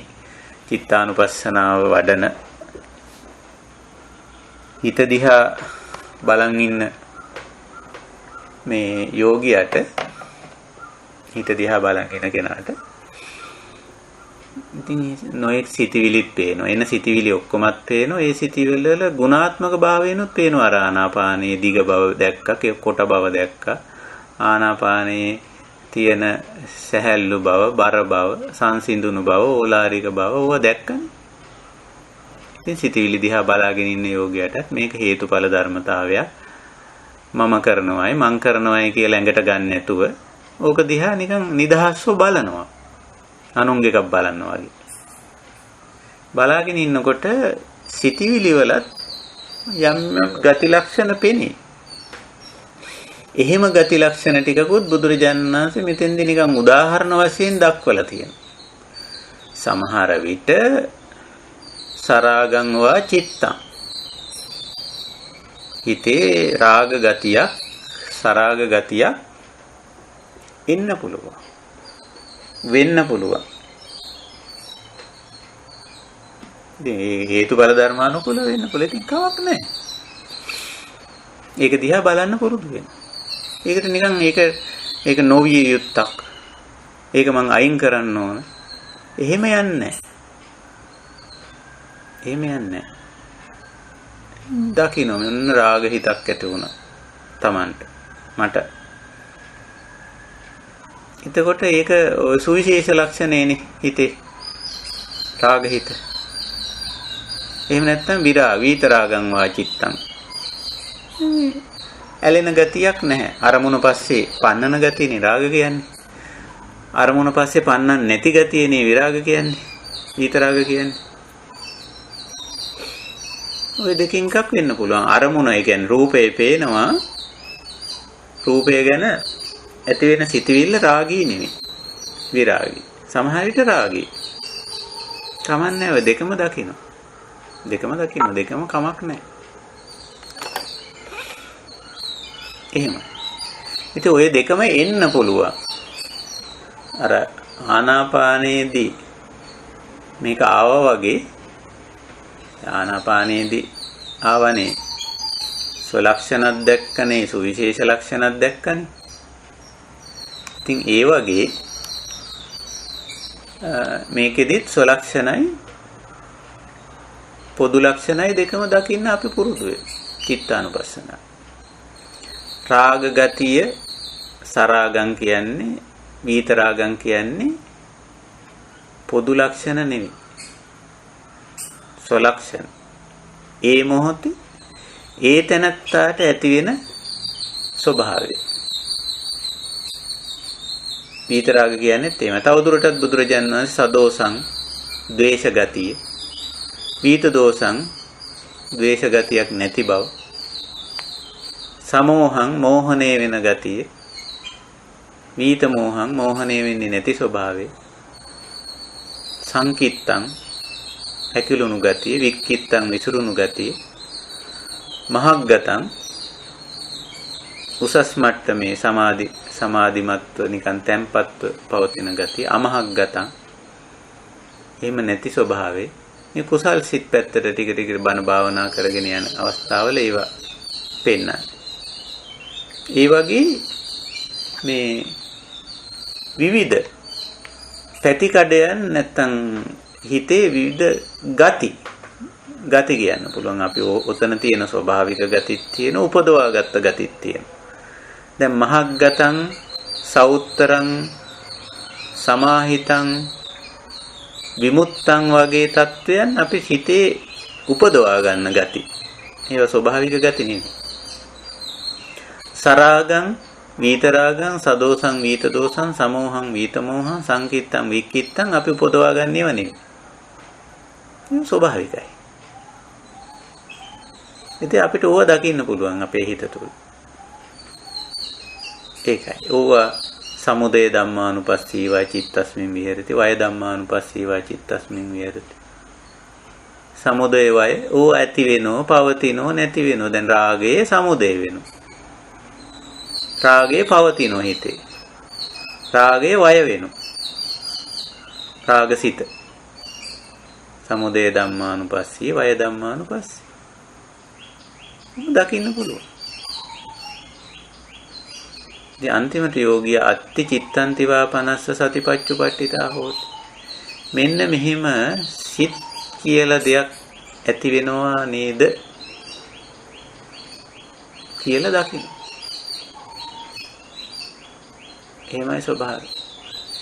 ඉතින් ඔතන චිත්තානුපස්සනාවේ කිසිම ප්‍රහාණයක් ගැන කතාවක් නැහැ. කතාවක් නැහැ. පජානාති විතරයි කියන්නේ. චිත්තන්ති පජානාති. සිතවිල්ලක් ඇති විට එවැනි සිතවිල්ලක් ඇතැයි දැනගන්න. ඉතින් හාත්පසින් අවබෝධ කර ගැනීමනේ පජානාති කියන්නේ. එහෙමයි. ඉතින් අපි ටිකක් හුරු පුරුදු වෙමු, පුහුණු වෙමු. මේ චිත්තානුපස්සනාව වඩන්න. අමාරු දෙයක් නෙමෙයි. අපිට නොඑක් සිතවිලි එනවා. ඕනනම් පුළුවන් ලියන්න උනත් පුළුවන්. මට මෙහෙම හිතුණා, මට මෙහෙම හිතෙනවා. සමහරු කියන්නේ හිතුණා පස්සේ තමයි දැක්කේ කියලා. හිතිලා ඒක වචනෙටත් හැරිලා ක්‍රියාවටත් හැරිලා සමහරු ඒත් දැකලා නැහැ. Tamanට එහෙම හිතුණා කියලා. නේ පස්සේ කියනවා මම මෙහෙම එකක් කරා. එහෙම කරේ ඇයි කියලා මමවත් දන්නේ නැහැ. නමුත් ඒ කියන්නේ අපි අවදිමත් නැහැ අපි ගැන. මේ අවදිමත් භාවයේ පවත්වා ගන්න අපි හුරු පුරුදු වෙන්න ඕනේ. ඒකයි වැදගත් වෙන්නේ. ඉතින් එහෙම වුණොත් ඔතන තියෙන ඔය නොඑක් සිතිවිලි අතරේ අර පහාන ගණේට අයිති බහැර කළ යුතු, ඉවත් කළ යුතු, අයින් කළ යුතු කොටසට අයත් සිතිවිලිත් අපිට දැක ගන්න පුළුවන්. එහෙම තියෙන්න පුළුවන්. අකුසල කියලා අපි කියන්නේ. අකුසල් සිතිවිලි, පාප සිතිවිලි, අර පාපක අකුසල විතක්කා කියලා උඩින් කිව්වේ අර පහාන සංඥාවේදී කිව්වේ එහෙමනේ. uppන්නේ පාපකේ අකුසලේ ධම්මේ. ඔය අතර තියෙන්න පුළුවන්. පාපී අකුසල ධම්ම කියන්නේ සිතිවිලි වලට එතන. තියෙන්න පුළුවන්. හැබැයි තියෙනවද නැද්ද කියලා කොහොමද දන්නේ? දැන් මගේ සිතේ පව් අකුසල් සිතිවිලි තියෙනවද කියලා වෙන කාට හරි කියන්න පුළුවන්. එහෙම කියන්න බෑ. ඒක දැක ගන්න ඕන මමමයි. මම මේක දකින්න. තියනවද නැද්ද කියලා. ඉතින් දැක ගන්නනේ මේ උත්සාහය නැත්නම් මේ කමඨහන අපිට දෙන්නේ බුදුරජාණන් වහන්සේ ඒක දැක ගන්න. ඉතින් අපි ටික හුරු වෙන්න ඕන සිතවිලි දකින්න. ඔය චිත්තානුපස්සනාව වඩන්න හුදකලා විවේකී විඳගෙනත් පුළුවන්. මුලින් පුරුදු වෙන්න ඕන සිතවිලි දකින්න විතරයි. සිතවිලි දකිද්දි අර ආනාපානයේදී සිද්ධ වුණා වගේ පාපක අකුසල විතක්ක පාපක අකුසල ධම්ම එහෙම තිබ්බොත් දැක ගන්න පුළුවන්. ඉතින් සාමාන්‍යයෙන් දැක්ක ගමන් මේක ඉවර වෙනවා. 아무තු ප්‍රයත්නයක් කරන්න ඕනේ කියලා අපි හිතන්නේ නැහැ. යම් සිතවිල්ලක්, අයහපත් සිතවිල්ලක්, පව් සිතවිල්ලක්, අකුසල් සිතවිල්ලක් කියලා දැකීමම දැකීමම ඒක නිරුද්ධ වෙන්න, ඒක නිරෝධයටපත් වෙන්න, ඒක ප්‍රහාණය වෙන්න හේතුවක් වෙනවා. ඒක නිසා චිත්තානුපස්සනාවේදී ප්‍රහාණයක් ගැන කතාවක් නැහැ. සිතිවිලි ගැන සිහිනුවන උපද්දන්න කියන එකයි. සිහිනුවන උපද්දපු ගමම්ම එතන තියෙනවා නම් බහැර කළ යුත්තක්, ප්‍රහාණය කළ යුත්තක්, ඒක අපිට වැටහෙනවා, තේරෙනවා. ඉතින් ඕනෝමයි චිත්තානුපස්සනාව. හොඳයි, මම සාකච්ඡාව මීට වැඩි දිගට ගෙනියන්න බලාපොරොත්තු වෙන්නේ නැහැ. අපි ටික වෙලාවක් ගත කරනවා මේ පොදු දහම් හමු අවස්ථාවේ ඉදිරිපත් කළ යුතු, කළ හැකි අදහස්, උදහස්, යෝජනා, අත්දැකීම් ආදී ඉදිරිපත් කරන්න. ඊට අමතරව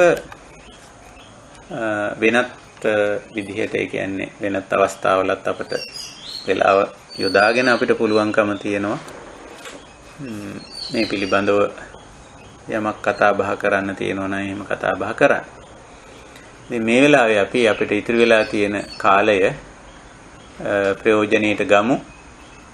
මේ ධම් සභාවේ ධර්ම සාකච්ඡාවට එකතු වෙලා ඉන්න නැත්තන්ට මේ පිළිබඳව යම්කිසි දෙයක් කතා බහ කරන්න තියෙනවා නම්, සාකච්ඡා කරන්න තියෙනවා නම්.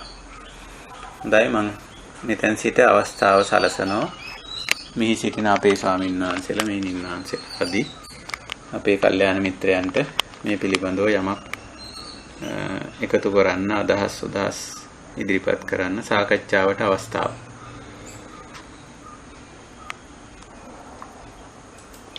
ඇහෙනවා කියන්න.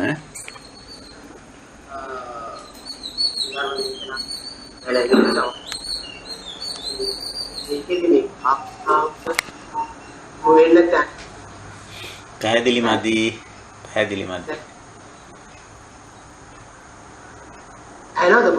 දැන් කියන්නකො. භාවනාවට අපිට භාවනාවට යොමු වෙන්න තැනක් නොතැනක් සහ අපි ඉන්න තත්වය පිළිබඳව ඔබ වහන්සේ පිටක අපිට ප්‍රකාශ කරලා තියෙනවා. ඒක පිළිබඳව නැවතත් තහවුරු කර ගැනීමක් අවශ්‍යයි. මේ වෙලාවේ අපිත් එක්ක ඩෙන්ගු හැදිච්ච රෝගියෙක් රෝගගත වෙලා මේ ධර්ම දේශනාවලට සමන් දෙන ගමන් ඉන්නවා. එතකොට මේ අපිට මේ රෝගී තත්ත්වයක් හෝ ඒ වගේ තත්ත්වයකදී නාවකේකට කොහොමද මේ සිත ටිකක් මේ රෝගී තත්ත්වය පිළිබඳව මනාව මේ නිකන් පැහැදිලි කිරීමකින් සිත ශක්තිමත් කරගෙන ඒ රෝගී තත්ත්වයට මුහුණ දීලා සමහර වෙලට ඒකෙන් මැරෙන්න පුළුවන්. වෙනත් ඒ වගේ දෙයකට මුහුණ දෙන්නත් පුළුවන්. ඒක අපි දන්නවා. නමුත් ගොඩක් අයට වෙලා තියෙන මේ රෝගී ගුණයෙන් පස්සේ මනස ශක්තිමත් නැතුව ඒ රෝගී තත්ත්වයේ යථා ස්වභාවය තේරුම් නොගෙන ඒකට මුහුණ දෙන්න බැරි ගැටලුවක් වෙනවා. ඒ කියන්නේ පවල් පසුබිම් මේ සියල්ලත් එක්ක සමහරලාට ඔව් ශක්තිමත් වුණත් මෞද්‍යමෝපයන්ගේ ගැටලු සහගත තත්ත්වයන් නිසා ඔව් යම් තත්ත්වයකට ඒ වගේ තත්ත්වයන්ටපත් වෙන්නේ. මට මතකයි එක් අවස්ථාවකදී ඔබ වහන්සේ රෝහල් ගත වුණාම ඔබ වහන්සේ කිසිම කෙනෙකුට නොකිය තමයි රෝහලේ. අන්න ඒ වගේ උදාහරණ අරගෙන මේ රෝගියෙකුට තමන්ගේ ජීවිතේ රෝගී තත්ත්වයේ ඉඳගෙන හෝ වෙන යම් අවස්ථාවක තත්ත්වයකදී ඒ කියන්නේ අපි නොසිතූ දුරු තත්ත්වයක ඉඳගෙන මේ භාවනාවට එහෙම නැත්නම් අපේ ශරීරයේ අපේ ලෙඩ දුක් වලට මේ මුහුණ දෙන ආකාරය පිළිබඳව පොඩි සංක්ෂිප්ත වශයෙන් අපිට පැහැදිලි කිරීමක් කරොත් හොඳයි කියලා මම මේ අවස්ථාවේ හිතනවා. මෙහෙමයි. ඇත්තටම ලෙඩ රෝග වැළඳීම පළවෙනි කාරණේ තමයි. දැන් මේ ලෙඩ රෝග කියන්නේ ස්වභාවික ව්‍යාධි ධම්මෝ. ඒ කියන්නේ අපි පළමුවම අවබෝධ කරගන්න ඕන ලෙඩ රෝග කියන්නේ ධර්මතාවක්. කියන ධම්ම කියන්නේ හේතුඵල ධර්මයක් කියන එකයි. ඉතින් ලෙඩ වෙන්නේ ඇයි කියලා අපෙන් ඇහුවොත් ඉතින් අපිට හරි කෙටි උත්තරයක් තියෙනවා. මේ ලෙඩ වෙන්නේ ශරීරයක් තියෙන නිසා කියලා. අපිට නම් තියෙන කෙටිම උත්තරේ ඕකයි. කවුරු හරි අපෙන් ඇහුවොත් ඇයි ලෙඩ වෙන්නේ? ලෙඩ වෙන ශරීරයක් තියෙනවනේ. ඒක තමයි ඇත්ත. මනස ලෙඩ වෙන්නේ ඇයි කියලා ඇහුවොත් ලෙඩ වෙන මනසක් තියෙනවා. මනසක් තියෙනවා. ඇති කල්ලි මනස ලෙඩ වෙනවා. ශරීරයක් ඇති කල්ලි ශරීරය ලෙඩ වෙනවා. ඉතින් මේ ගැඹුරු ධර්මයට එන්න බෑ සමහර ඇත්තන්ට. ඉතින් ඉච්ඡර දුර ආපු නැති ඇත්තන්ට අපි උදව් කරන්න ඕන. දැන් අපි මේ කතා කර ගිරිමානන්ද දේශනාවත් එවැනි අවස්ථාවක්නේ. ගිරිමානන්ද සූත්‍රයේ නිදානේ මෙහිමයි තියෙන්නේ. ඒකන් සම්යම් භගවා සාවත්‍යම් විහෙරති ජේතවනේ අනාථපිණ්ඩිකස්සාරාමේ තේන කෝපන සමේන ආයස්මා ගිරිමානන්දෝ ආබාධිකෝ හෝති දුක්ඛිතෝ බාලගිලානෝ. ඉතින් බුදුරජාණන් වහන්සේ මේ සවැත් නුවර දේවරම්බේර වැඩ ඉන්න අවස්ථාවක ගිරිමානන්ද භික්ෂුව මේ ආබාධිකෝ හෝති. ඒ කියන්නේ හේතුඵල ධර්මානුකූල මොකක් හරි ලෙඩක් හැදුනා. යාට අර ආබාධ ගැන කලින් කිව්වනේ. ආදීනව සංඥා මොකක් හරි ඊට අදාළ ආබාධයක් ඇති වුණා. ඇති වුණාම අසුතවා පුදුජන මට්ටමේදී තමයි දුක්ඛිතෝ. ඒ පිළිබඳව මනසෙන් පීඩාවටපත් වෙනෝ, දුක් වෙනෝ, බය වෙනෝ, තැති ගන්නවා. ඒ ලක්ෂණ එනවා. හැබැයි ඒක ස්වභාවිකයි. ඒ කියන්නේ ගැඹුරු ධර්මය අවබෝධ කරගෙන භාවනා පුහුණුව කරපු නැති ඇත්තෝ එහෙම කලබල වෙනවා, නොසන්සුන් වෙනවා, දුක් වෙනවා, බය වෙනවා. තමන් ගැන විතරක් නෙවෙයි තමන් එක්ක ඉන්න අනිත් අය ගැනත් බය වෙනවා. දැන් මේ අපේ ඥාතීන් දැන් ලෙඩ වෙලා ඉන්න කෙනා අම්මා නම් එයා හිතනවා අනේ මගේ දරුවෝ උන්ට දැන් කන්න බොන්න දෙන්නේ කවුද? ඒගොල්ලෝ බලාගන්නේ කවුද? නේ ආදී වශයෙන් එහෙම හිතනවා. ඒ තාත්තා නම් ඉතින් එහෙම බය වෙනවා, තැති ගන්නවා. එතකොට තමන් ගැන විතරක් නෙවෙයි අනුන් ගැනත් බය වෙනවා, තැති ගන්නවා. දේපල තියෙන කෙනෙක් නම්, ව්‍යාපාර කරන කෙනෙක් නම් එහෙම බය වෙනවා. දැන් ව්‍යාපාරේ කඩා වැටෙනවා. මම මෙච්චර ණය වෙලා තියෙනවා. දැන් කොහොමද ඒව කොට දාන්නේ? ආදී වශයෙන් අර ලෙඩේට වැඩිය මේ ලෙඩ වෙලා ඉන්න පුද්ගලයා තමන්ගේ ජීවිතය හා ජීවිතයට සම්බන්ධ අනිකුත් දේවල් අල්ලාගෙන දුක් වෙනවා. එතකොට වෙන්නේ බාල්හ ගිලානෝ. අර ගිලන් බව වැඩි වෙනවා. ඒක වැඩි වෙන්නේ ශරීරයේ නෙමෙයි, ඇත්තටම මානසිකව වැඩි වෙන එක තමයි ගිලානෝ කියලා කියන්නේ. ලෙඩට නෙමෙයි. ආබාධිකෝ කියන්නේ ශාරීරික ලෙඩ. ගිලාන කියන්නේ මෙතෙන්දී මනස ලෙඩ වෙනවා. ආතුර කියන වචනේත් පාවිච්චි කරලා තියෙනවා. බුදුරජාණන් වහන්සේ උඟක් පාවිච්චි කරලා තියෙනවා ආතුර කියන වචනේ. ආතුර වෙනවා. ආතුර කියන්නේ මානසිකව ඇති වෙන බය, තැති ගැනීම, දුක, කනගාටුව, වික්ෂිප්ත ගතිය ලෙඩත් එක්ක එනවා ඒක. ඉතින් අපි කරන්නේ මේ ධර්ම මාර්ගයේ යන ඇත්තෝ කරන්නේ කල්යාණ මිත්‍රයෙක් හැටියට අර ලෙඩට යම්කිසි උදව්වක් උපකාරයක් ඉස්සර වෙලා කරනවා. ඉතින් යාව ස්පිරිතාලේ ගෙනියන්න, ඒ බෙහෙත් ටික හරි ගස්සලා දෙන, උපස්ථානය කරන ටික කරනවා. හැබැයි ඒ ටික ලබා ගත්තට එයා මානසිකව අර ආතුර වෙලා නම් එතන හදන්න දෙයක් තියෙනවා. අපි හුඟාක්ම කරන්න ඕනේ මේ මනසේ තියෙන ආතුර ගතිය. මේ අපි දක්වන්න ඕන ආතුර ගතිය. මේ ලෙඩ කියන්නේ ස්වභාවික දෙයක්. ඉතින් ලෙඩ වුණාම අපිට බෙහෙත් එක් කරගන්න පුළුවන්, වෛද්‍යවරු ඉන්නවා, ප්‍රතිකාර තියෙන, රෝහල් තියෙනවා. අපි ඒවට ගිහිල්ලා කැප වෙලා ඉතින් අනිත් වැඩ නතර වෙනවා තමයි. ඉතින් ඒවා ඒ අයට ටිකක් පවරලා මේවා බලා ගන්න කියලා තමන් ඒ ලෙඩේ තුල ඒ සිහිනුවණින් යුක්තව ගත කරනවා නම් ප්‍රශ්නයක් නෑ. අන්තිමට ඉතින් මේ ගිරිමානන්ද හාමුදුරුවොත් එහෙමයි. ගිරිමානන්ද හාමුදුරුවෝ ලෙඩ වුණාට මොකද? බය වුණා, තැති ගත්තා.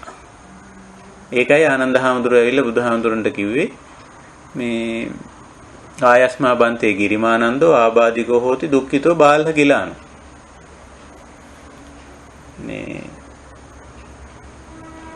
ස්වාමීනි මේ ගිරිමානන්ද හාමුදුරුවෝ මේ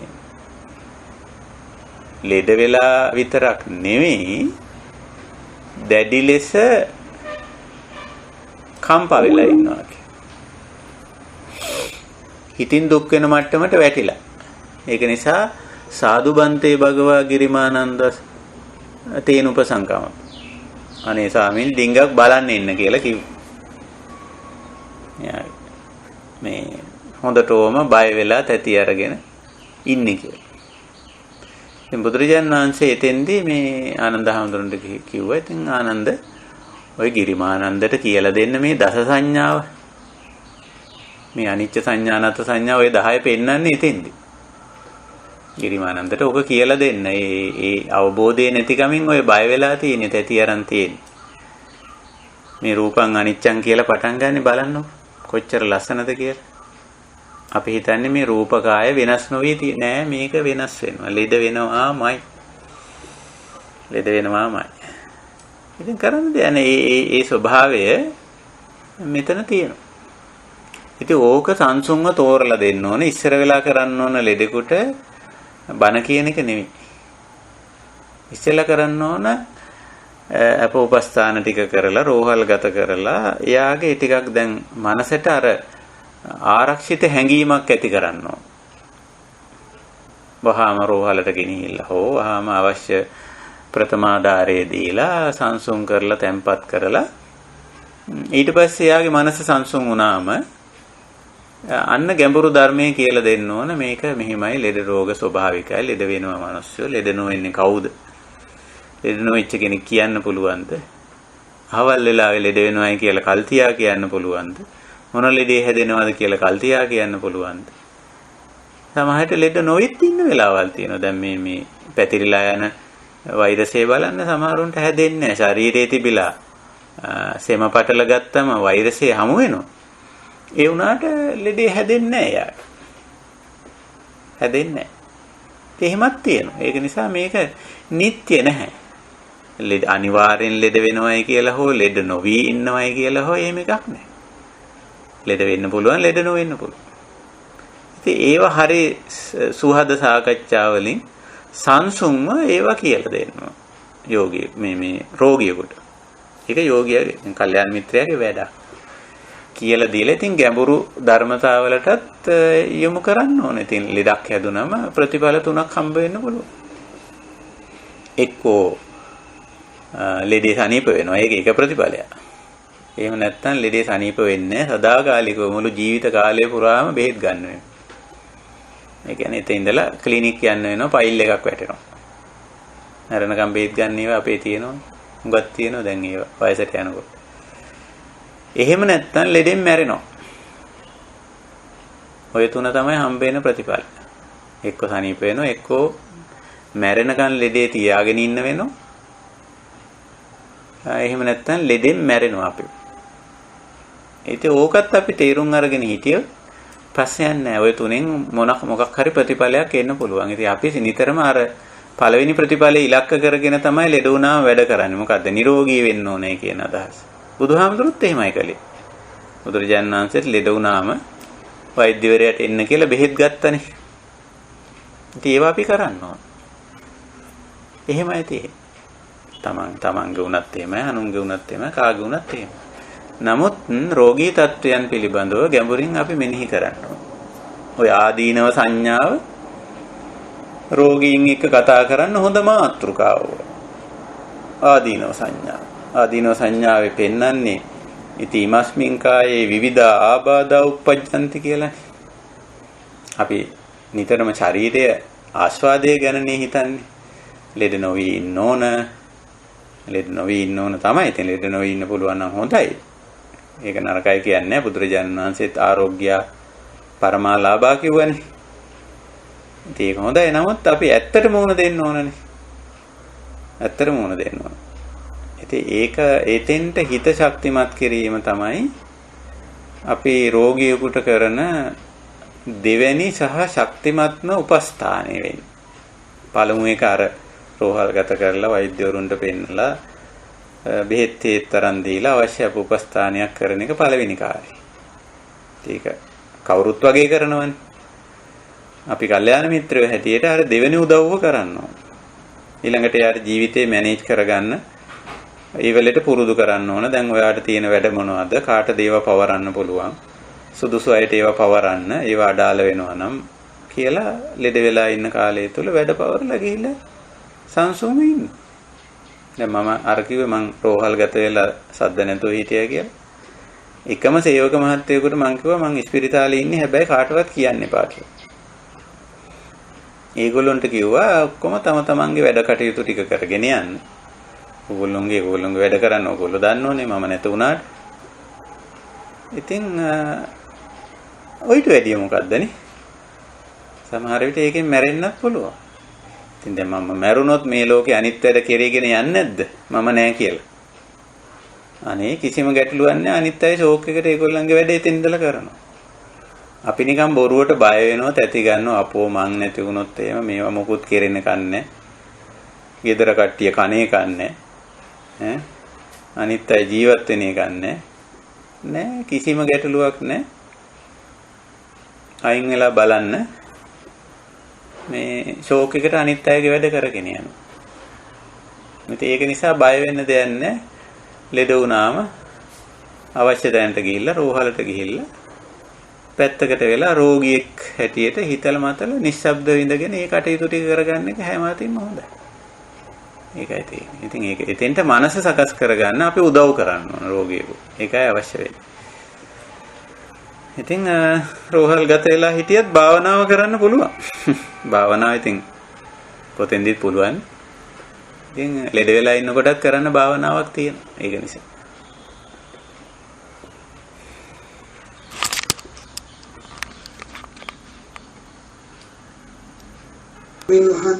ඔව්. මරණය ආසන්න කාලේ ඇඟපතේ බොහොම අධික වේදනා හට ගන්නවායි කියලා කියනවා. බොහොම රිදුම් ඇගේ රිදුම් එහෙම කියනවා. ඒ අවස්ථාවේදී සමහරක් විට ඒ ලෙඩා දොස්තරවරුන්ට කියනවා බෙහෙත් දෙන්න කියලා ඒ අනිත් මේ රිදුම සංසිඳව ගන්න. එතකොට සමහරක් විට යථා තත්වය මගහැරේවි මනසට සිදුවෙන දේ මොකද්ද කියලා තේරුමක් නැතුව යයි අර මේ බෙහෙත් විද්දාම. මොකද්ද මේ අවස්ථාවේදී කර යුත්තේ? බුරුව ස්වාමීන් වහන්සේ නමක් කිව්වා මේ බෙහෙත් ඉල්ලීම මේ ඉවසීම මදිකමක් කියලා. ඔතන දැන් වේදනාවේ ඔතන කතා කරන්නේ මේ මහත්තයා ඉදිරිපත් කරන්නේ කායික වේදනාව පිළිබඳ කය පැත්තෙන් එන කැක්කුම කියලා අපි ඔකට කියන්නේ පේන් කියලා කියන්නේ ඉංග්‍රීසියෙන්. කායික පැත්තෙන් එන කැක්කුම. ඒ කැක්කුම දරා ගැනීමේ සීමාව පනින අවස්ථාවලුත් වෙනෝනේ සාමාන්‍යයෙන් යෝගීන් කැක්කුම දරා ගන්න කියලා තමයි බුදුරජාණන් වහන්සේගේ අවවාදේ uppannānaṁ karānaṁ tippānaṁ karānaṁ katukāraṇaṁ පානහරාණං කියලාත් වචනයක් කියලා තියෙනවා. පානහරාණං කියලා කියන්නේ පණ යන තරමේ කියන එකයි අදහස. ඉවැනි එකක් ආවත් අදිවාසක ජාතිකෝ හෝති කියලා මේ ඉවසන්න පුරුදු වෙන්න ඉවසලා එතන පොඩ්ඩක් සිහිය උපද්ද ගන්න මේ කියලා තමයි කියලා තියෙන්නේ. ඉතින් සමහර අයට අර ශාරීරික uppannānaṁ ශාරීරිකාණං වේදනාණං කායික අපහසුව දරන්න අමාරු වෙනවා. ඉතින් ඔතන දරා ගැනීමේ අපහසුතාවයට එනකොට ඒකට යම්කිසි ආකාරයකට ආධාරකයක් ඉල්ලගත්තට කමන්නේ. හැබැයි වේදනානුපස්සී වෙන්න ඕනේ එතන. ඒ කියන්නේ වේදනාව ස්වභාවික දෙයක්. ඒක අඩු වැඩි වෙනවා. ඒක ලෙඩ රෝග ඇති අවස්ථාවේ දුක්ඛ වේදනා පැත්තෙන් අපිට දැනෙනවා. සාමාන්‍ය අවස්ථාවල සුඛ වේදනා පැත්තෙන් දැනෙන්න පුළුවන්. කොහොම නමුත් අපි වේදනාවට සතිමත් වීම තමයි වැදගත් වෙන්නේ. ඒකෙන් පලා යන්න උත්සාහ කරන්න හොඳ නැහැ. උත්සාහ කෙරුවොත් පලා ගියොත් වේදනාවේ යථා ස්වභාවය ප්‍රත්‍යක්ෂ කරන්න බැරි වෙනවා. ඒ නිසා බුදුරජාණන් වහන්සේ නිතරම අපිට දෙන අවවාදය වේදනාවෙන් පලා යන්න නෙමෙයි. සුඛ වේදනාවෙන්වත් දුක්ඛ වේදනාවෙන්වත් අදුක්ඛම සුඛ වේදනාවෙන්වත් පලා යන්න ඕනේ නැහැ. ඒකට මූණ දෙන්න ඕන. අර කායික වශයෙන් ඇති වෙන කැක්කුම ඒක දරන්න බැරි මට්ටමට එනවා නම් ඒකට යම් ප්‍රතිකාරයක් ආධාරකයක් ලබා ගත්තට ඒක මං හිතන්නේ ඒක වැරද්දක් ඇති කියලා. හැබැයි එතෙන්දි වැදගත්ම දේ තමයි වේදනාව ගැන සතිමත් වීම. සිහිනුවන උපද්දගෙන ඒක ධර්මතාවයක් විදිහට අවබෝධ කරගෙන ධම්මානුපස්සී වීම ඒක පිළිබඳව. වේදනාව නමුත් මේක ධර්මතාවයක්. මේ කයක් ඇති විට කය වේදනාව ඇති වෙනවා කියලා ඒ විදිහට. ඉතින් අර අපිට කියන්න බෑ කෙනෙකුගේ දරා ගැනීමේ හැකියාව කොච්චරද කියලා. අපිට ඒක ගැන ඉතින් බල කරන්නත් බෑ කෙනෙකුට. දැන් මට අමාරුයි මට මේක දරා ගන්න අමාරුයි කියනකොට අපිට කියන්න බෑනේ නෑ ඕක ඉවසගෙන ඉන්නවා කියලා. එහෙම බල කරන එක නිකන් අකාරුණිකයිනේ. හරි. ඔව්. ඉතින් ඒ වගේ වෙලාවක අපි එයාට ඉතින් උපස්ථානයක් කරනවා. මේ අමාරුද එහෙනම් නැගිට්ටන්නද වාඩි කරන්නද එතකොට හරියයිද මේ ඉරියව්ව වෙනස් කරන්නද මේ ආදී වශයෙන් කියලා ඉතින් අපි බලනවා එයාගේ අර කැක්කුම අඩු කරන්න යම් උපස්ථානයක් කරන්න. බැරිම තැන තමයි අර මොනවාද වේදනා නාශක වගේ දේවල් සමහර වෙලාවට භාවිතා කරන්න පාවිච්චි කරන්න. ඉතින් අපිට අපි පිටින් ඉන්න කෙනෙකුට අපිට බල කරන්න බෑ ඕක දරා ගන්න. ඕක දරා ගන්න බැරි කම මේ ඔයාගේ අඩුපාඩුවක් කියලා එහෙම කියන්න අපිට බෑ. එතකොට නිකන් ඒක අකාරුණිකයි. අපි ඉතින් අර උපස්ථානය කරන ගමන් එයාට කියන්න ඕන වේදනාව කියන එක ගැන සතිමත් වෙන්න කියලා. එහෙම තමයි අපි කරන්න ඕන උපස්ථානය උතන. මම දකින්නේ. ඒ විද්‍යාව සමහරක් විට සතිමත් ගතිය අඩු වෙන්න පුළුවන්. ඇත්තටම ඔව්. එතකොට නිකන් මත් වෙලා මේ එතකොට අර වේදනාවට සිහිනුවන පැවැත්වීමක් කරන්නේ නැති වෙන්න පුළුවන් එයා. එහෙමයි. නිර්වින්දනය වගේ වෙලා නේද?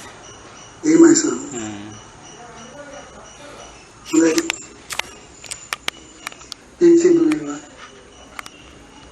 හොඳයි එහෙමනම් අපිට අද සාකච්ඡාවට අපි ලබා ගන්න පොදු කාලය නිමා වෙලා තියෙන නිසා අපි දහම් හමුව නිමා කරමු. අද අපි විශේෂයෙන් අවධානයට යොමු කළේ චිත්තානුපස්සනා කොටස සතිපට්ඨාන දේශනාවේ. ඉතින් චිත්තානුපස්සනාවට අපි ආවේ අර මේ පහන බැහැර කළ යුත්ත කියන කාරණේ. කොමක්ද බැහැර කළ යුත්තේ? ඒ බැහැර කළ යුතු දේ කොහෙද තියෙන්නේ? බැහැර කළ යුත්තේ කෙසේද කියන ප්‍රශ්න තුනට උත්තර අවශ්‍යයි. ඒ උත්තර ගන්න වෙන්නේ අපිට චිත්තානුපස්සනාවේ. මොකද මේ බැහැර කළ යුත්ත තියෙන්නේ හිතේ. බැහැර කළ යුත්තේ හිතින්. බැහැර කළ යුතු ක්‍රමයක් හිතින්මයි. ඉතින් එහෙමනම් අපිට සිද්ධ වෙනවා අපේ හිත දිහා බලන්න. ඒක නිසායි අපි චිත්තානුපස්සනාවට ආවේ. ඉතින් අපි ටිකක් චිත්තානුපස්සනාව වඩමු.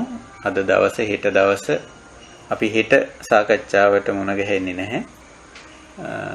අපි නැවත මුණ ගැහෙන්න නියමිත දිනය අනිද්දා. ඉතින් මම හිතනවා අනිද්දා අපිට සාකච්ඡාව කරන්න පුළුවන්. ඒකට බාධාවක් වෙන්නේ නැහැ. අනිද්දා තමයි. ඉතින් හෙට දවසත් අද දවසත් චිත්තානුපස්සනාවට බරව භාවනාව කරගෙන යමු. ඉතින් ඒක අර අපි කිව්වා පරයන්කේම ඉන්න ඕනේ නැහැ. උදකලා විවේකී වෙඳගෙනත් කරන්න පුළුවන්. තමන්ගේ සිතවිලි ධාරාව දිහා බලනවා.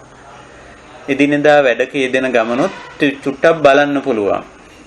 මම මේ වැඩේ යෙදෙන ගමන් මොනවද මම මේ හිතන්නේ? මේ වැඩේ ගැන හිතනවද වෙන වෙන දේවල් ගැන හිතනවද? එහෙම බලන්න පුළුවන්. එතකොට අර තමන්ගේ හිත දිහා බැලීමේ හැකියාව ඇති වෙනවා. ඉතින් සමහර වෙලාවට වැඩේටම හිත තියලා වැඩේම ගැන හිත ඒකේ ලස්සනට යන වෙලාවලුත් තියෙනවා. එහෙම නැතුව ඔය වැඩේ අත ගන්න ගමන් වෙන වෙන දේවල් හිතන ස්වභාවයලුත් තියෙනවා. එතකොට ඕව අපිට දැක ගන්න පුළුවන් චිත්තානුපස්සනාවේදී. ඉතින් එහෙම කළා හිත දකින්න පුරුදු වුණ කෙනාට අන්න අර හිතේ පහන දකින්න පුළුවන්. හිතේ තියෙනවද තමන්ගේ හිතේ බැහැර කළ යුතු දේවල් තියෙනවද කියලා. තියෙනවාමයි කියලා බුදුහාමුදුර අවධාරණයෙන් අනිවාර්යෙන් කියන්නේ නිත්‍ය සංඥාවක් අපිට නැහැනේ කොහොමද? ඊයනුව තියෙනවාමයි කියන්නේ සමහර විට තියෙන්න පුළුවන්. අකුසල පාපක අකුසල ධම්මා. එහෙමනේ පහන සංඥාවේදී කිව්වේ. බැහැර කළ යුතු පාපී අකුසල සිටිවිලි අවිද්‍යාව තණ්හා පැත්තට බර අකුසල කියලා අපි හඳුන්වන සිටිවිලි තියෙන්න පුළුවන්. පුළුවන් කියන්නේ තියෙන්න නෙමෙයි එන්න පුළුවන්. ඉතින් ඒවා අපි දැක ගන්න පුළුවන්. දැකගෙන අපිට බැහැර කර ගන්න පුළුවන්. ඒක එච්චර අමාරු නෑ. අපි බැහැර කිරීමේ ක්‍රම ආදී දේවල් ඉදිරියට සාකච්ඡා කරමු. සහ චිත්තානුපස්සනාවේ ඔය පෙන්නලා තියෙන සරාගම් ආදී සිතිවිලි උතන පෙන්නලා තියෙනවා 16 ආකාරයකින් වගේ. ඒ 16 ආකාරය අපි ඉදිරියේදී ටිකක් සාකච්ඡා කරමු. ඒක කෙසේ වෙතත් දැනට දැනට උත්සාහ කරමු අපි අපේ සිතිවිලි දිහා බලන්න. චිත්තානුපස්සීව දවස ගත කරමු. වැඩ කරමු චිත්තානුපස්සීව. කතා කරමු චිත්තානුපස්සීව. දැන් කෙනෙක් එක කතා කරනකොට උනත් Tamanට හිතෙනවනේ. දැන් අනිත් එක්කෙනා මොකක් හරි කියනකොට Tamanට මොනවා හරි හිතෙනවා. එතකොට අර මොකද්ද මට හිතුනේ? අරයා මෙහෙම කිව්වා මට හිතුනේ මොකද්ද? මොකද්ද මට හිතෙන්නේ? කියලා ඒ මොහොතේම Tamanගේ හිත දිහා බලන්න පුළුවන්. අර කතා කරන ගමන් පුළුවන් මේක බලන්න. හැබැයි ටිකක් සංකීර්ණයි. අර ආනාපානේ බලනවා වගේ සරල නැහැ. වැඩක් කරන ගමන් හිත දිහා බලන්න පුළුවන්. හුදකලා විවේකී විඳගෙන බලන්න පුළුවන්. ඒක නිසා ඔය තුන් විදියටම අපි කරමු. මොකද අපිට දවසේ මුළු කාලයම හුදකලා විවේකීව ගත කරන්න වෙන්නේ නැහැනේ. අනිත් ඇත්ත එක කතා බහ කරන්න වෙනවා. සාමාන්‍ය දෛනික ජීවිතයේ වැඩ රාජකාරී තියෙනවා. නමුත් භාවනාව අපිට කරන්න පුළුවන්. ඒක නිසා අපි උත්සාහ කරමු. ඒක නිසා චිත්තානුපස්සනාවට බුදුරජාණන් වහන්සේ ආසනයක් කියලාත් නැහැ, තැනක් කියලාත් නැහැ. ඒ මොකුත් කියලා නැහැ. ඒ කියලා නැත්තේ අර හේතුව නිසා. ඉතින් අපිට පුළුවන් ඒත් ඔය තුන් විදියටම කරන්න. එදිනෙදා වැඩ කරන ගමන්, කතා බහ කරන ගමන් සහ වැඩ කතා බහ නතර කරලා විවේකීව හුදකලා ඉන්න ගමනොත් පුළුවන්. ඒ විදිහට අපි ටිකක් උත්සාහ කරමු. ඒවයි ප්‍රතිඵලත් කොහොමද කියලා ඉදිරි අවස්ථාවල අපිට කතා කරගන්න පුළුවන්. එහෙම නැත්නම් අවශ්‍යත්තන්ට දුරකථනයෙන් Skype මාධ්‍යයෙන්ුත් වෙලාවල් දාගෙන තම තමන්ගේ භාවනා අත්දැකීම් සාකච්ඡා කරන්න පුළුවන්. හොඳයි. එහෙමනම් අපි අදට අපේ සදහම් හමුව නිමා කරනවා. වෙනදා වගේම අපේ මේ උතුම් අවස්ථාවට සම්බන්ධ වුණු පූජනීය අපේ පැවිදි උතුමන්, ඒ වගේම ගිහි ඇත්තෝ ආදී සියලු දෙනාටම අප මේ තේරුම් ගන්න දේ, වටහා ගන්න දේ, පුරුදු වෙන දේ තුලින් විශේෂයෙන් අපි දැන් දන්නවා බහැර කළ යුතු දේ කොතනද තියෙන්නේ කියලා. අන්න ඒ දේ හරියටම අල්ලාගෙන ඒක හොයාගෙන ඒක තේරුම් අරගෙන ඒක බැහැර කරගන්න ශක්තිය ධෛර්යය ලැබේවා. ඒ තුලින් චිත්ත විසුද්ධිය අර සත්තානං විසුද්ධියා කියපු විදිහට චිත්ත පාරිශුද්ධිය ඇති කරගෙන ඒන් නිර්වාණ ධර්මයේ සාක්ෂාත් කරගන්නට අපි හැම දිනාටම ශක්තිය ධෛර්ය වාසනාව උදා වේවා කියන උතුම් අදිෂ්ඨානයෙන්, උතුම් පරමාර්ථයෙන් අදත් අපේ සදහම් හමුව නිමා කරනවා. හැම දිනාටම තෙරුවන් සරණයි.